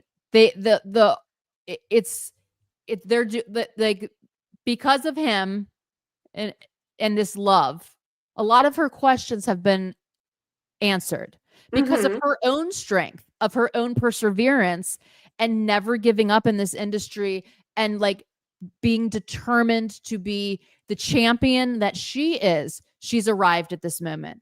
So they're equal. They're equal people. You know what I mean? They're both champions. They both have reached their summit separately, but now they get to enjoy it together. And I think that's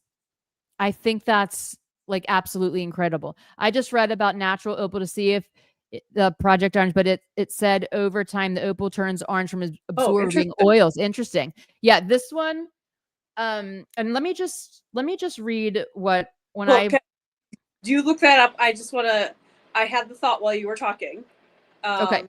Remember she said that Travis is like an enhanced color button? Yeah. I bet if you had an opalite and you like enhance I mean, I don't know how that works, but I think that she's talking about that. Like you enhance the color and it turns orange. Well, like when you look through this, I'm telling you that you can see straight through. It makes everything orange. Everything is bright orange. Like when you look through this, it is high saturation orange. Like there's nothing minty, blue, green, nothing. When you look through this, everything is orange, bright orange. Wow. And that is truly wild. When I looked up crystals and gemstones, understanding the numerical vibration of opalite. Opalite is often dubbed the Tiffany stone for its ethereal glow, resonates with the energies of number 6. This numerical the Tiffany stone, because it's Tiffany blue. Tiffany that makes the Super Bowl trophy. Tiffany. Well, and it's Tiffany blue. No, I know, but also the Super Bowl trophy that was on the shelves. Totally. Tiffany. Yep. I mean, Tiffany stone for its lethal glow resonates with the energies of number 6. This numerical vibration carries profound implications for its metaphysical properties and influences. Harmony and balance. Number 6 is renowned for its focus on harmony and balance, encouraging emotional stability and nurturing peaceful relationships. Compassion and healing. This vibration embodies a nurturing energy that supports compassion and emotional healing, often aligning with opalite's gentle influence. The number 6 fosters the sense of responsibility and a desire to serve others. Here's the thing. Mirroring the supportive nature of opalite and encouraging personal growth. And something else. Okay, so Now listen. Opalite's connection with the number 6 makes it an ideal companion for those seeking balance, tranquility, and empathy in their lives. Apathy is hot. Like, let's just look at all the opposites here. Okay. Whether used in meditation or carried as a talesman. Where do we know this word in Taylor Swift's lexicon from?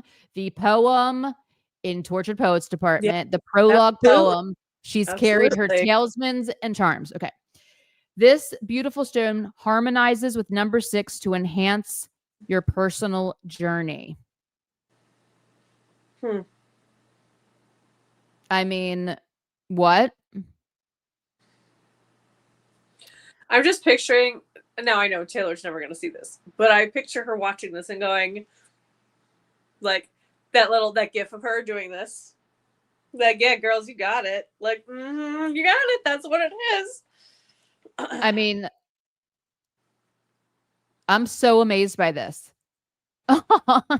Yeah, I'm like truly amazed. And was there 3s in this also? Did we find 3s or no? Well, there are sonically, musically, there are lots of groups of 3s, especially in Fate of Ophelia. You know, but like, I mean, but did we find 3s in the bookcase? You mean? Yeah, or in anywhere, because like another thing that on a different site, it said that it is said to resonate with the energies of the number 6 and 33. Well, of course, 33 added up together makes 6, so there's that. Yeah, totally. So I don't recall off the top of my head that there were 3s, but I feel like there were so many numbers along the way as we led up to this album coming out. So and not in the bookcase, but in something else, I feel like. So that's like truly mind-bending to me. Where does this lead us? Well, it leads us to, I think, a overall picture of what this album truly represents, where her headspace is and where these visuals are going. I think it also shows that she is being deeply reflective, or not even reflective. She's leaving behind a lot of the things that she carried with her for so long. She's letting them go on this album. I think that the orange bird we will continuously see in like flight. You know what I mean? I don't think that really interesting if she carries that through. Yeah, I think it's like she's free. She is the showgirl. She's wearing orange boas, all kinds of things, orange feather boas. I think that she's really telling us, and again, this is also duality with this stone. It's double-sided because like what you see is not what you get. Do you know what I'm saying? There's always something under the surface. It's layered. It's fascinating.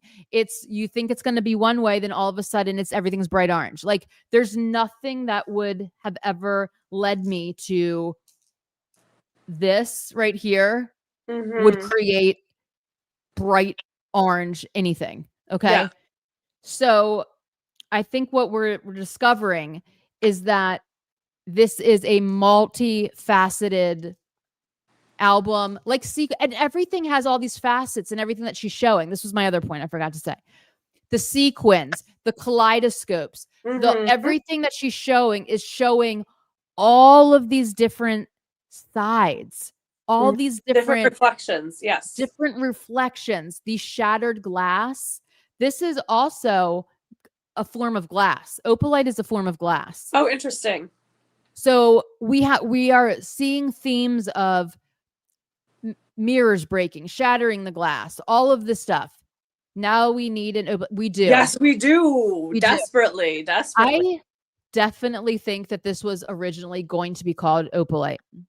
And it just, the life of a showgirl just sounds better. Do you know what I mean? And it does. Yeah. And it is the life of a showgirl. And it's a little bit more of an accessible like theme. Yeah. That she was able to stunning pictures. I mean, like totally crazy.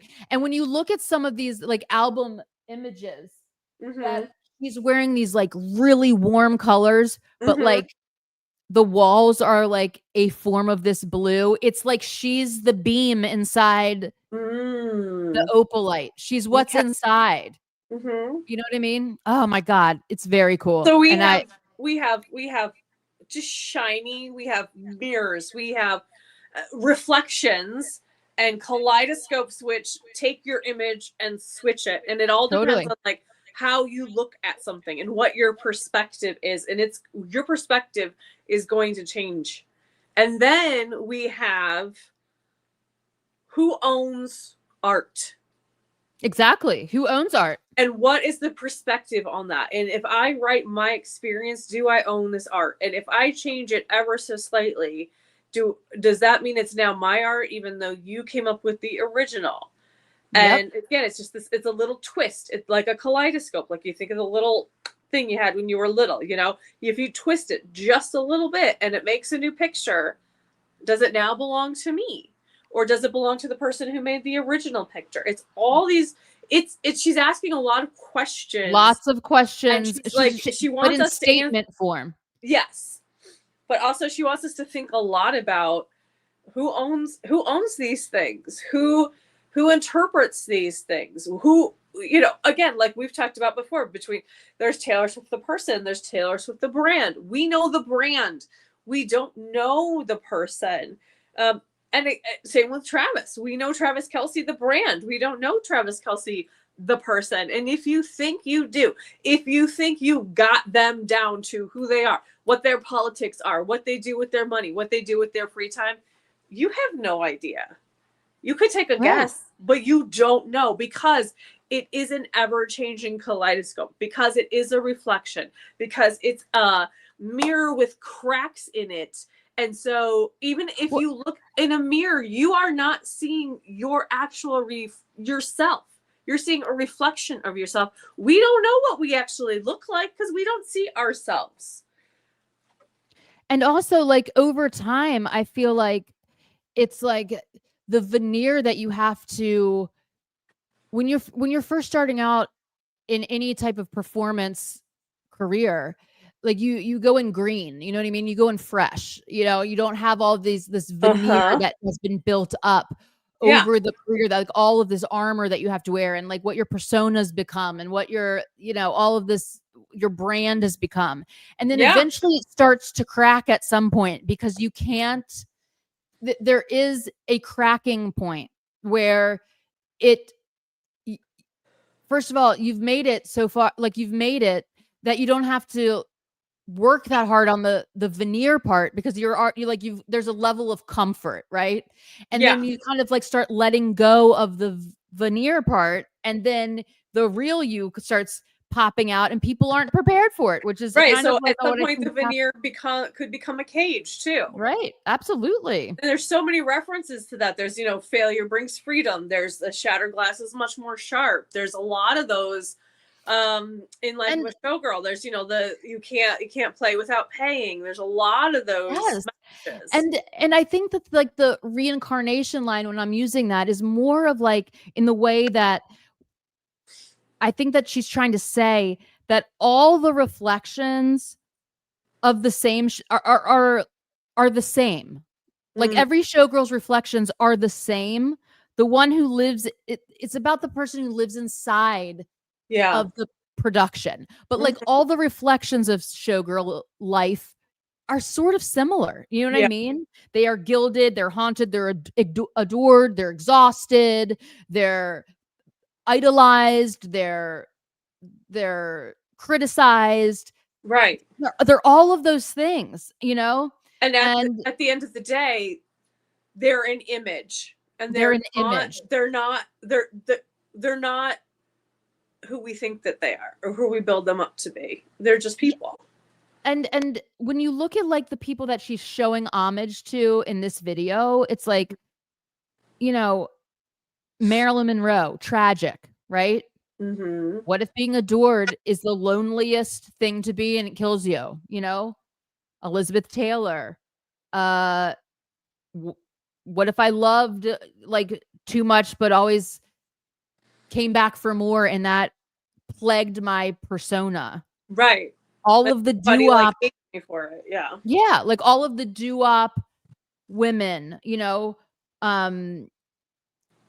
what if all of the hard work and sweat and brilliance that I put into creating this entire genre of music was never credited to me? Mm-hmm.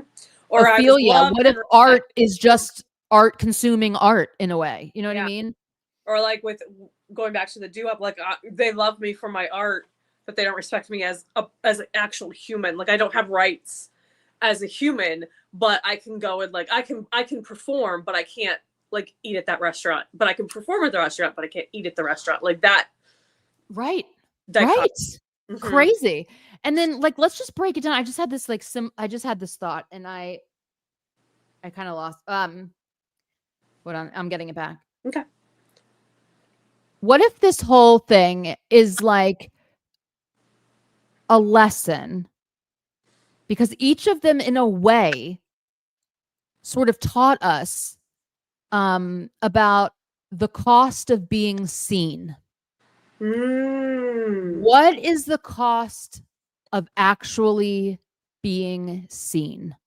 What do you ultimately pay for that? Is it an even exchange? Do I sell part of myself because I let you see me?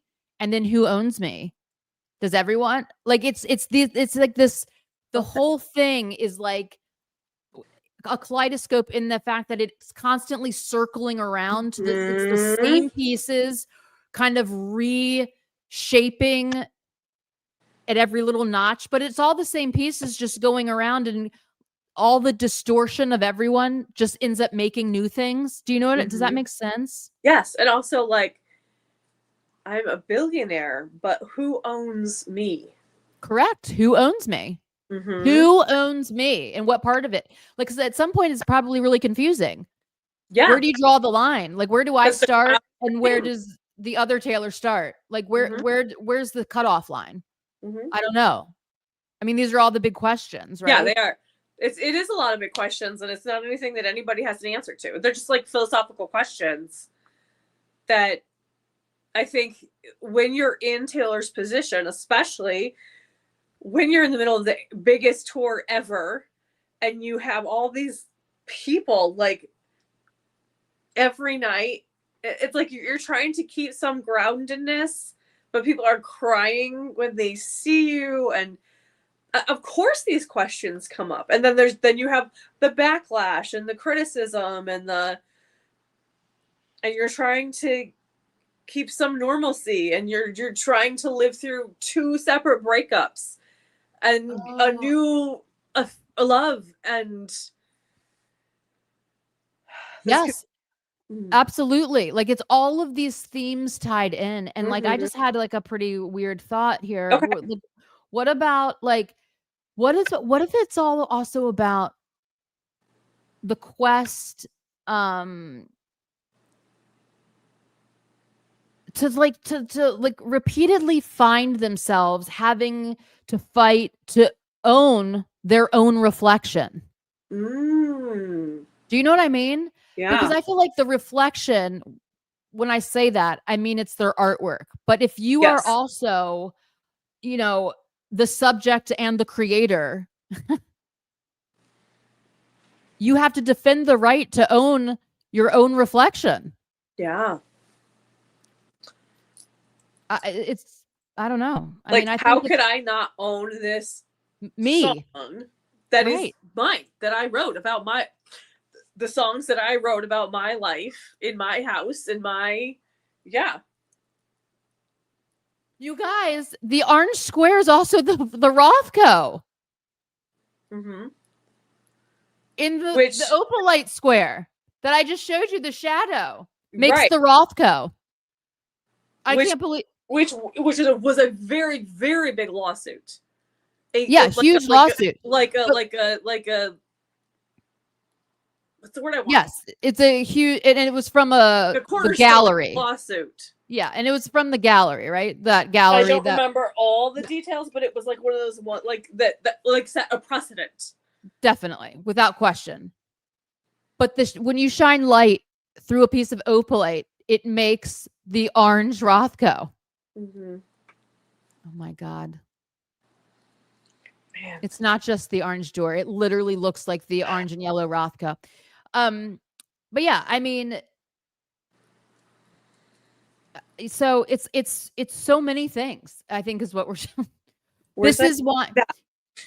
Can I just, while we marinate on that a little bit, yeah. I want to go through my list that I've started making of songs that we know that people have heard and that we know have had a lawsuit. Okay. And yes, you start. maybe people can add other songs. And then I also have like lists of people who have had lawsuits, but I just have not heard these songs in there yet. Okay, so these are the ones that I have heard either through you all or on other places on social media. Okay, Lana Del Rey, we've covered that one. George Michael, obviously we know. Lady Gaga, Paparazzi. I don't know that we've talked about that one on here, but that is a big discussion on social media and had a big lawsuit about it. Weezer, Wheatus, Joe Bros, Lenny Kravitz, Jackson 5, and another one I don't think we've talked about on here is Nirvana Heart-Shaped Box. Oh. That is a big one as well. Yeah. Okay, so those are all ones that people have heard in the album and have like a copyright lawsuit. So here's the ones that we need to be listening for to see if we can find in there. Okay. Kendrick Lamar, hopefully, maybe. The Chiffons. Hold on. Another celebration day. Drake's lawsuit dismissed in full. Was it? With the most scathing that's letter amazing. from the judge that should be framed and put in a museum. Okay. Oh, that's amazing. Amazing. The Chiffons, and I wonder if in the Opalite, the love, love, love, love, I wonder if that's a Chiffons thing. I don't know. I'm not familiar enough with their catalog. The Under Pressure from Queen / Bowie, Prince, Beatles, Stevie Wonder, Superstition. It's got to be in there. I just don't have like actual confirmation. Jimmy Smith, Marvin Gaye, Rolling Stones, maybe Eminem. That is my working list right now. I'm not saying that's a complete list. That's just from some light Googling. Okay. And then we can go back and revisit the bookcase. I don't know if you still have your list of all the artists. Oh, yeah. Maybe like 9 or 10 that I just remembered off the top of my head. Every single one I looked up. Yep. Had a fairly significant lawsuit. So, and I think this is the overall theme. It's not even just these artists and these performers in general. It's a message about the culture itself. Yes. Of being a creator. Am I the painter or am I the painting? Am I the design or am I the designer? Mm-hmm. Do you know what I mean? Like, yes, it's always both, and that's the thing. It's always both. Art start like right. Like we talk about separating the art from the artist, but if the artist made the art, how do we separate them? Or can we? Or and again, like we talked about before, where's the lines of ownership? If you wrote a similar poem to a song, but you never talked to that person, like how do you prove ownership? How do you say if Taylor Swift writes "Ruin the Friendship" and I say, wait a second, I lived that almost like 99% of that song. That doesn't mean that Taylor Swift stole my life from me. It just means we had a similar life experience. But somebody else could go in and say, oh, no, you read my Facebook post from 2012 when I wrote about whatever, because that's the point we're at in the world. She does put herself in the art and she pays for that. That's what I'm saying. It's the cost of being seen. It's like, what is the final cost? And here's the thing is like the show always goes on. Mm-hmm. It's never over. It just evolves. Right. So it's a constant evolution of like, but how far until you're lost completely in the mix, till you're the essence of you is a commodity that people can trade. Yes. You know what I mean? That it's all the same theme of like, once the artist has made the art, does it belong to them? Mm-hmm. Or is it everyone's? Right. Once a person consumes the art and interprets it for themselves, do then they own it? Because they've put their own interpretation on it, their own twist on it, like the Rothko orange square. Like Absolutely. we talked about, you put your own, it's what you see in that orange square. Totally. Period. It's what not what I he see in saw. the orange square is not going to be what you see in the orange square. Nope. So is your Rothko different? Do I own it? Do you own it? Does Rothko own it? Does the museum own it? Who owns it? Who owns it? And let's just not forget, like, the replicas. You know what I'm saying? Like, yeah, good point. Why are we allowed to make replicas? You know, like, like his estate isn't doing that. Other artists do that. Other divisions and corporations make replica paintings, replica artists. I mean, like, Andy Warhol, his whole entire catalog is based on taking other people's images and replicating them a billion times. You know what I mean? Yep. And his big lawsuit was of an image of Prince, which and Prince had a lot copyright, like it's one domino, you know. And when you look at, okay, let's just say, like, let's take Prince for an example, because it's like Prince was fighting with the Andy Warhol, you know, estate about his image being silk screened. Prince was also fighting his record label about his own name, right? Yeah. And he had to change his name to a symbol, and the symbol became who he was. Right. And then this entire body of work. So it's just so much. You get, it's the cost of being seen. It really is. When do you become a public commodity? Yeah, and that was the point of the manuscript in a lot of ways. Absolutely. It's not mine anymore. Right. It's the story's not mine anymore. But yet it is, because here we are talking about this new album. See, because the show's never over. The story's never over, because she's still in it. As soon as you put yourself on that stage, whether it is musically, theatrically, a gallery, because you're immortal, wherever you're putting yourself, the story keeps evolving. So it's like it's never over. It's just, how do I regain me? What part of me, what part of yourself do you get to retain? And where is that line? Is Taylor Swift the person, penniless, and Taylor Swift the artist is the billionaire? Oh, that's interesting. Like, who owns all that? Is it the person? Do you know what I mean? Is it the public facing Taylor, or is it the person that's just normal? You know what I mean? I want to say normal, because she's normal, but do you know what I mean? Like, who just the regular Taylor Swift, if we were able to like, where, like, you can't, if she were to stop working separate them. You can't separate that. Like, whoa, if it's just the art that's making the money, but she's it's from her own brain. You know what I mean? It's from her own life experience. It's her own artistry. So, like, it's a very complex question, and like, that has no answer, because it's really, you can't with a knife remove that part of her. Do you know what I mean? You can't go like, well, let's just cut the artist out. Yes, exactly. And put the artist over there and put you over here. You know what I mean? You can't do that. And but people talk about like they can, you know what I mean? Like, oh, well, it's just her being, or like, what, name the artist. It doesn't even matter which one it is. Every artist has gone through, like, their work no longer really being sourced to them. You really can't have the artist without the person. Exactly. You can't. Exactly. Even if it's somebody like who doesn't write their own songs and not singing about their personal life, which there are plenty of famous people who do that, or, you know, like an actor and actress who is obviously portraying someone else, especially in this day and age of social media.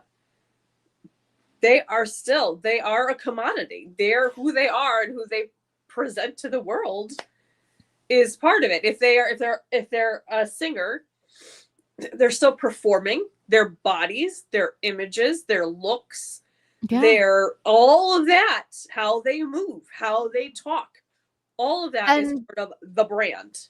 Let's just go back to what she said in the interview, where she says she just creates mirrors. She just paint, like, it's basically she just paints mirrors, right?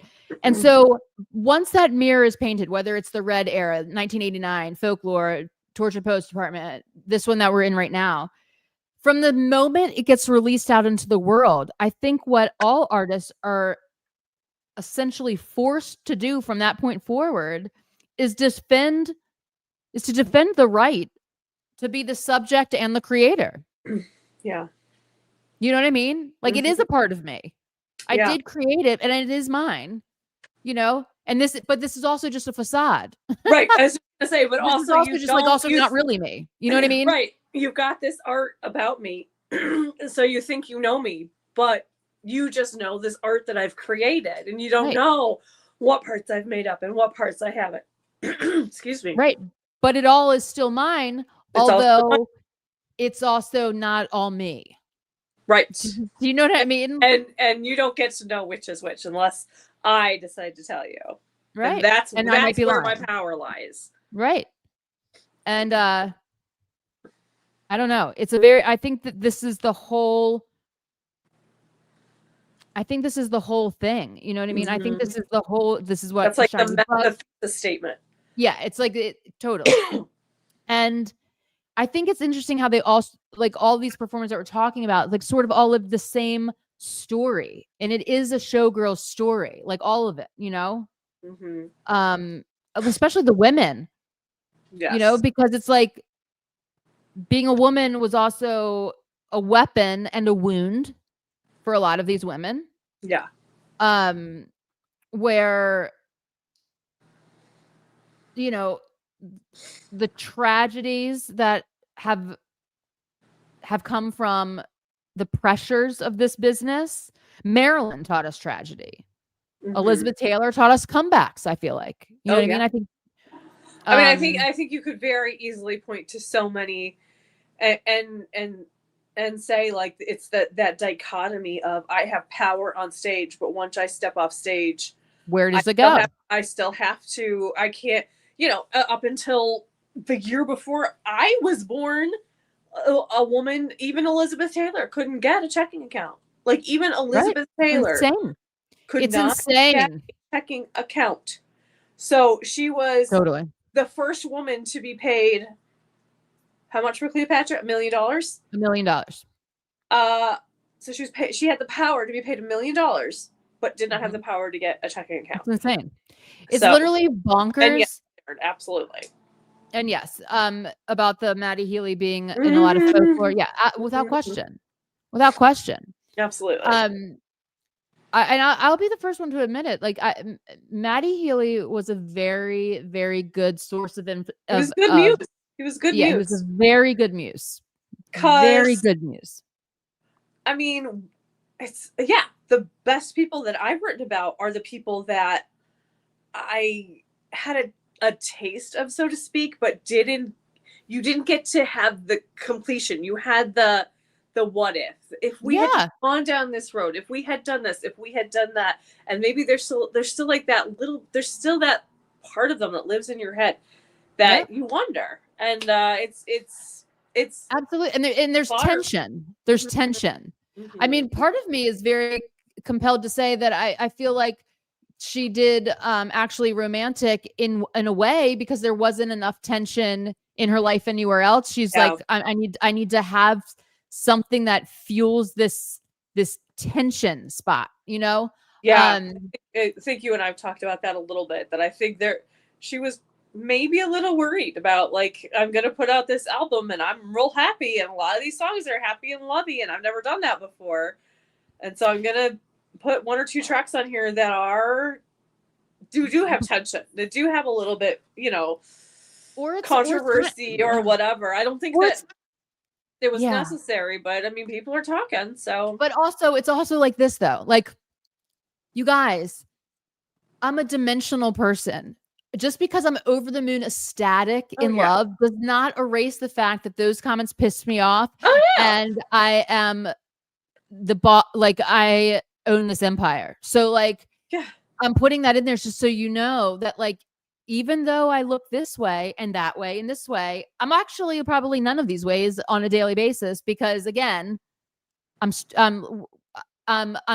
giving you the art. Mm-hmm. You know what I mean? Well, and I was thinking about it earlier, like all of her glitter gel pen albums have basically given us sort of a satirical way to sort of answer the haters, like ourselves as Swifties. Like we had Shake It Off, we had Blank Space, basically, and we have actually a romantic. Like in a sense, she's sort of like, as she's leveling up, she's giving us ways to sort of level up because she knows that we fight battles on the ground in a sense, you know.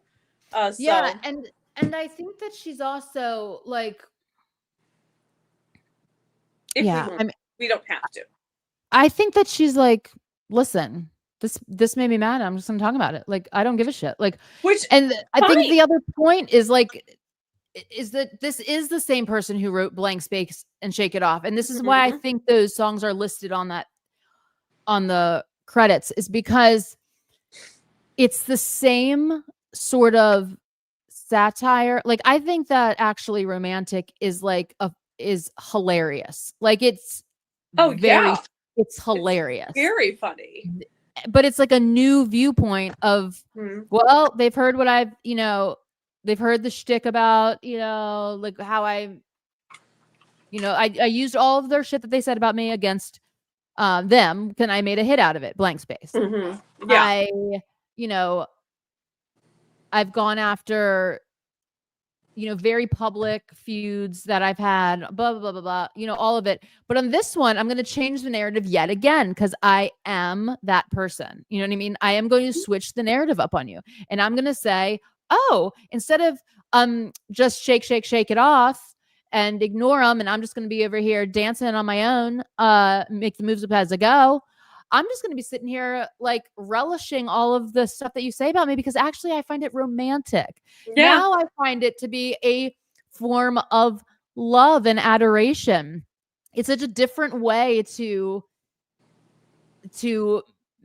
she's just moving in a very she's reframed way. It and yeah, she's totally reframed it. And she's also saying like, I'm not going to pretend like it doesn't bother me. I'm not going to just shake it off and ignore. Like, I'm not going to do that as my, like, and all of these things. I mean, we have to be like real here. Like, Taylor loves getting back at like look at The Smallest Man That Ever Lived, right? Compared it to the song Wood. Now, you don't think that's intentional? Of course, I mean, intentional. Of course it is. She's like, I want to do this, but it's like a 2-for-1, right? It's a 2-for-1. And this is what I was talking about, the Shakespeare 2-for-1. Like, it is a 2-for-1 because it's like I get to knock him down again by like saluting the highest praises to my current new heights of manhood versus smallest measure of a man. Right. She knows Maddie's insecurities better than probably anybody. And I'm sure she's exploiting that insecurity. It doesn't necessarily mean she believes all those things, but she knows how to use it. Totally. I am very disturbed by like the violent undertones. They were chanting it at her show and Charlie made them stop. But it's still ridiculous. Like, why was it even something that needed to be said? I mean, it's very Kanye-esque. If you know what I'm saying? It's very Kanye-esque. Yeah, it did happen. It happened at Charlie's show. And Charlie did say, hello, Jolene, I want to sing. Hello. I know, it's one of my favorite songs of all time. Yes, and Miley's cover of it is amazing. But like I also understand, I can put myself in Charlie's position and understand why it would be extremely difficult to have a competitor that is Taylor Swift. I mean, come on. That's like that's very difficult. I mean, just period. That's just difficult. But also like, how old is Charlie? I don't know how old she is, but I'm sure that like she's the exact same age as Taylor, isn't she? I don't know. She seems younger. But like I'm older than, but like I don't know how I would feel if I was that age. I don't know how I would feel if I was in that position. I don't know how I would feel if I finally had an album take off and get a lot of steam, and then somebody else comes in and gets a lot of press and has this enormous tour. I don't know how that would feel. And then also is like in your inner circle all of a sudden, because she's now dating the person in your, yeah. I mean, like I feel like Charlie's emotions are justified. Like, I understand that. I don't think that's in any way. Her emotions are justified. I don't think this sort of violent undertone is ever justified. And yes, she could say to like stop, do it, whatever, but she did have that picture. From my understanding, her like saying to stop doing it is sort of not like a serious stop doing it. Again, I'm taking people's words. I didn't witness it, so I don't know. They did stop, so that's good. Okay. They did stop, in fact. You know what I mean? So and I'm just like, I'm because I'm trying to like get the read of what's going on, and it feels like I don't know what's happening actually between Charlie and Taylor, but it sounds like the Charlie dolls or whatever they're called, Charlie's Angels, thank you, are very angry at Swifties, like very. Yeah. I mean, there's always a group mad at us. I mean, like, it's fine. You know what I mean? Right. I'm just used to like it. in a but it's annoying. aggressive way. In like let's beat up the Swifties. Let's like, they don't deserve to be happy, to have fun, whatever kind of a way. Not in a our person is better than your person kind of way, but in like a more like, yeah. I don't want to say violent because that's wrong. I mean, violence is wrong all the time. But violence is always wrong, and Swifties quite literally did nothing. So regardless of what's going on with her and Charlie, again, and like this is the double-edged sword with this song, though, and like this is why when it first came out, I was freaking out about it, because it's like, because no one on earth cared, nor was it on their radar that there was any situation going on with Taylor and Charlie XCX that was like worth being in the media like every day about. I mean, do you know what I'm saying? It was like a non-issue in my world. Yeah, we didn't do anything. We didn't do anything. I mean, as always, there are bad actors in every group. Yeah. And it feels like I am worried. I'm worried. I know that I did not watch the music act on Saturday Night Live last night, but at the very end, when they do the goodbyes, Charlie was there, so she must have showed up in the group that I don't even know the name of the group that performed last night at Saturday Night Live. So she is she's definitely like, it's activated her.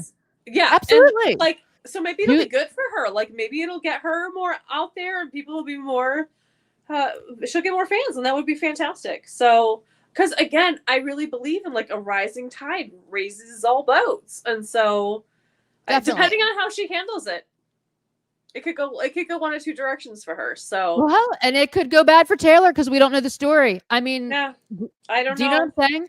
We don't know the whole truth. So this is, again, we don't. This is how things can escalate when it was unnecessarily. Like, Taylor could have written that song without alluding in any way to Charlie. I mean, she made it very clear, without question, who it was about, with multiple different references. I mean, even the song's title is like one of Charlie's songs. I mean, like, have to say I didn't know who she was, and I've listened to some of her songs since. Yeah, I mean, well, there you go. Listen. My feeling, again, just like from just like chatter, I feel like there are a lot of Swifties who didn't really know or don't really know very much about Charlie, but I think there are a lot, and how could you not, a lot of Charlie fans, Charlie's Angels, who very much know about the Swifties, and so it was sort of like a one-way directional kind of a well, and Charlie's by no means a new artist either. Like, no, definitely not new, but very newly talked about, popularized. Brat really like put her out there, just like Sabrina is in no way new, but short and sweet, everybody all of a sudden knew who she was. Okay, But I think that Charlie has, well, okay, whatever. It doesn't even matter. My point is that like the only flaw of this entire album, in my opinion, is making it known that this unnecessary situation now is in the public view because no one was paying attention. Like literally no one was paying attention. You know what I mean? Like no one was paying attention until now. And so that is, again, from day one, what my, like, this was so unnecessary to have all this drama. We have enough drama in the world and everywhere. We do not need more. Like we have enough drama just in the album release. Yes. If this song wasn't on it, it would still, we'd still be facing epic amounts of drama. If she did not make it so clearly about Charlie, you know what I mean? Yeah. Okay. It's still a sick ass way to like control the narrative of your haters. It's super creative. Absolutely. So it could have been done. Like it could have been done, but Taylor wanted to make this point. She wanted to say, I'm stopping you before whatever. Yeah. Again, was it the part of her that was like just saying, I also need some tension. I need an enemy to focus on. And so I'm going to pick this one. And here we go. Because everyone knows, and like everyone knows, no one's more powerful than Taylor. When she wields that like sword, man, it causes a big giant thing. So here we are. And now Charlie's back in the, studio. She's working with Jack Antonoff. We'll see what happens. It's going to get spicy. It's going to get spicy. You get very spicy. It is. You guys, it is. Lord's probably going to like join. I mean, who knows? And we'll see. We'll see what happens. We'll see what happens. All right. Yeah, but until then, I don't care. Next thing on our Swiftie schedule is Good Morning America tomorrow morning. I'm so excited. I know, and I have to work tomorrow, so I just hope she makes the announcement, I guess, before I go to work. I don't even know what time technically. Good morning. If it's a crazy huge announcement, we'll hop on here at some point tomorrow, right? Tomorrow evening or in the evening for sure. Yeah. So let's just do like a last minute prediction before we hop off. What do you think it's going to be? I think that she is either going to, I don't know. I really don't know because I can't business wise see her pulling out rep or a debut, but she very well might. She might do a residency. I mean, she might announce that she's doing the Super Bowl. I really don't know. I don't know. I don't have a strong. Bad Bunny's doing the Super Bowl. Oh yeah. I have no idea. I don't know. It's probably. I would love if she did a residency. I would literally love it. But we also might just be getting the first performance. Well, they said it's an announcement. Okay. Here's my theory that I just came up with 2 seconds ago. Okay. I think it is going to be an Eras Tour documentary. Yeah. Or Eras 2.0. And I think that is the exit. The two exits are exiting the Eras era. We're exiting it with the Showgirl, boom. And the whatever it has been recorded, boom. Those are the two exit signs. And after that, we'll not see the exit signs again. I think all media is going to Disney. Yeah, it will. Oh, Darren. Okay. I would love that. Yeah. I would love that too. That would be amazing. I would love that. I would seriously love that. But then when you're saying that, you mean like all the tour, like all the rep tour, the tours, everything we can't access right now, unless you have them recorded, like me. Right. Right. Okay, so I don't know. So I guess I wouldn't be surprised with the behind the scenes. I wouldn't be surprised with the documentary. I wouldn't be surprised with a visual album. I don't know. I'm not really sure. Like I really don't know, but it probably has something to do with the Eras Tour. It would make the most sense. Yeah, I think so too.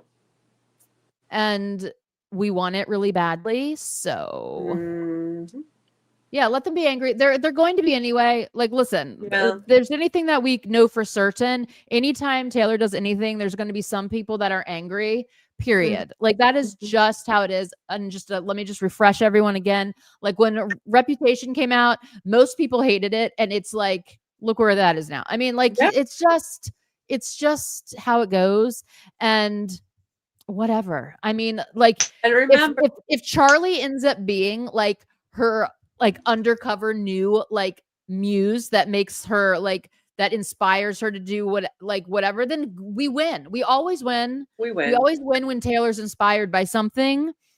And so there is no bad side for us, except for the fact that her, the fan base is getting so annoying. But yeah. But at the end of the day, when it comes to people who don't like the album, when it comes to the Charlie XX, whatever, remember what Taylor said. Think of your energy as expensive. Yes. Put your energy into, if you like the album, put your energy into enjoying the album. It is a luxury item, and it is not for everyone to have part of it. Who deserves your energy? Period. It is, I mean, that's just how it is. There has been backlash with Bad Bunny doing the Super Bowl. Maybe it's a ruse, and it was always Bad Bunny and Taylor Swift. Oh my God, that would have been amazing. Halftime. And they were waiting for the absolute mess. Absolute positive mess. If that is true, I would absolutely hate it. So I hope that's not true. I never believed that she was ever going to do the Super Bowl because it doesn't make sense to me. Because Travis wouldn't be able to watch her, and she wouldn't be able to watch Travis. Well, Travis might not be in the Super Bowl. I'm saying, assuming he was in it.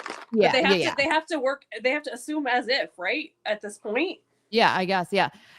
I who knows? God only knows what she's gonna do. I mean, she might announce that who knows? Anything's possible is what we should know. Like anything's possible. We have Eras tour. We have backstage documentary. We have a debut. Just be release party. It could be release party as all one, like the interview thingy, plus you get the rep tour, Speak Now tour, 1989 tour, Red tour. That'd be amazing. I'd be down for that. A perfume line for this vanilla and sweat. No, I'm just kidding. I'm kidding, you guys. I'm kidding. Yeah, God only knows. I mean, who knows what she's going to be doing? Maybe she's going to tell everyone that she's off the NFL. That's what's so great about being a Swiftie is like, there's so many possibilities. So many possibilities. We don't know. It's exciting. A new music video. It could be anything. That would be. She can make an announcement out of anything. She's opening her own line of bread bakeries. Yeah, she's bought all the Opalite in the world besides the bag that I have now. So. Yeah. Wow, get the last remaining Opalite. Like we don't know. We don't know. All I know is that Opalite has me in a chokehold, both the song and the actual stone. It's gorgeous. Like what a discovery. And I mean, anything's possible. Anything's possible. What do you guys think it's going to be? A music video, backstage documentary, the Eras tour? At the end of the day, Taylor says all these songs are on the album for a reason. Exactly. So we just have to accept for whatever. It is the most fun, amazing album. Everybody is dancing, enjoying, loving. It's so good.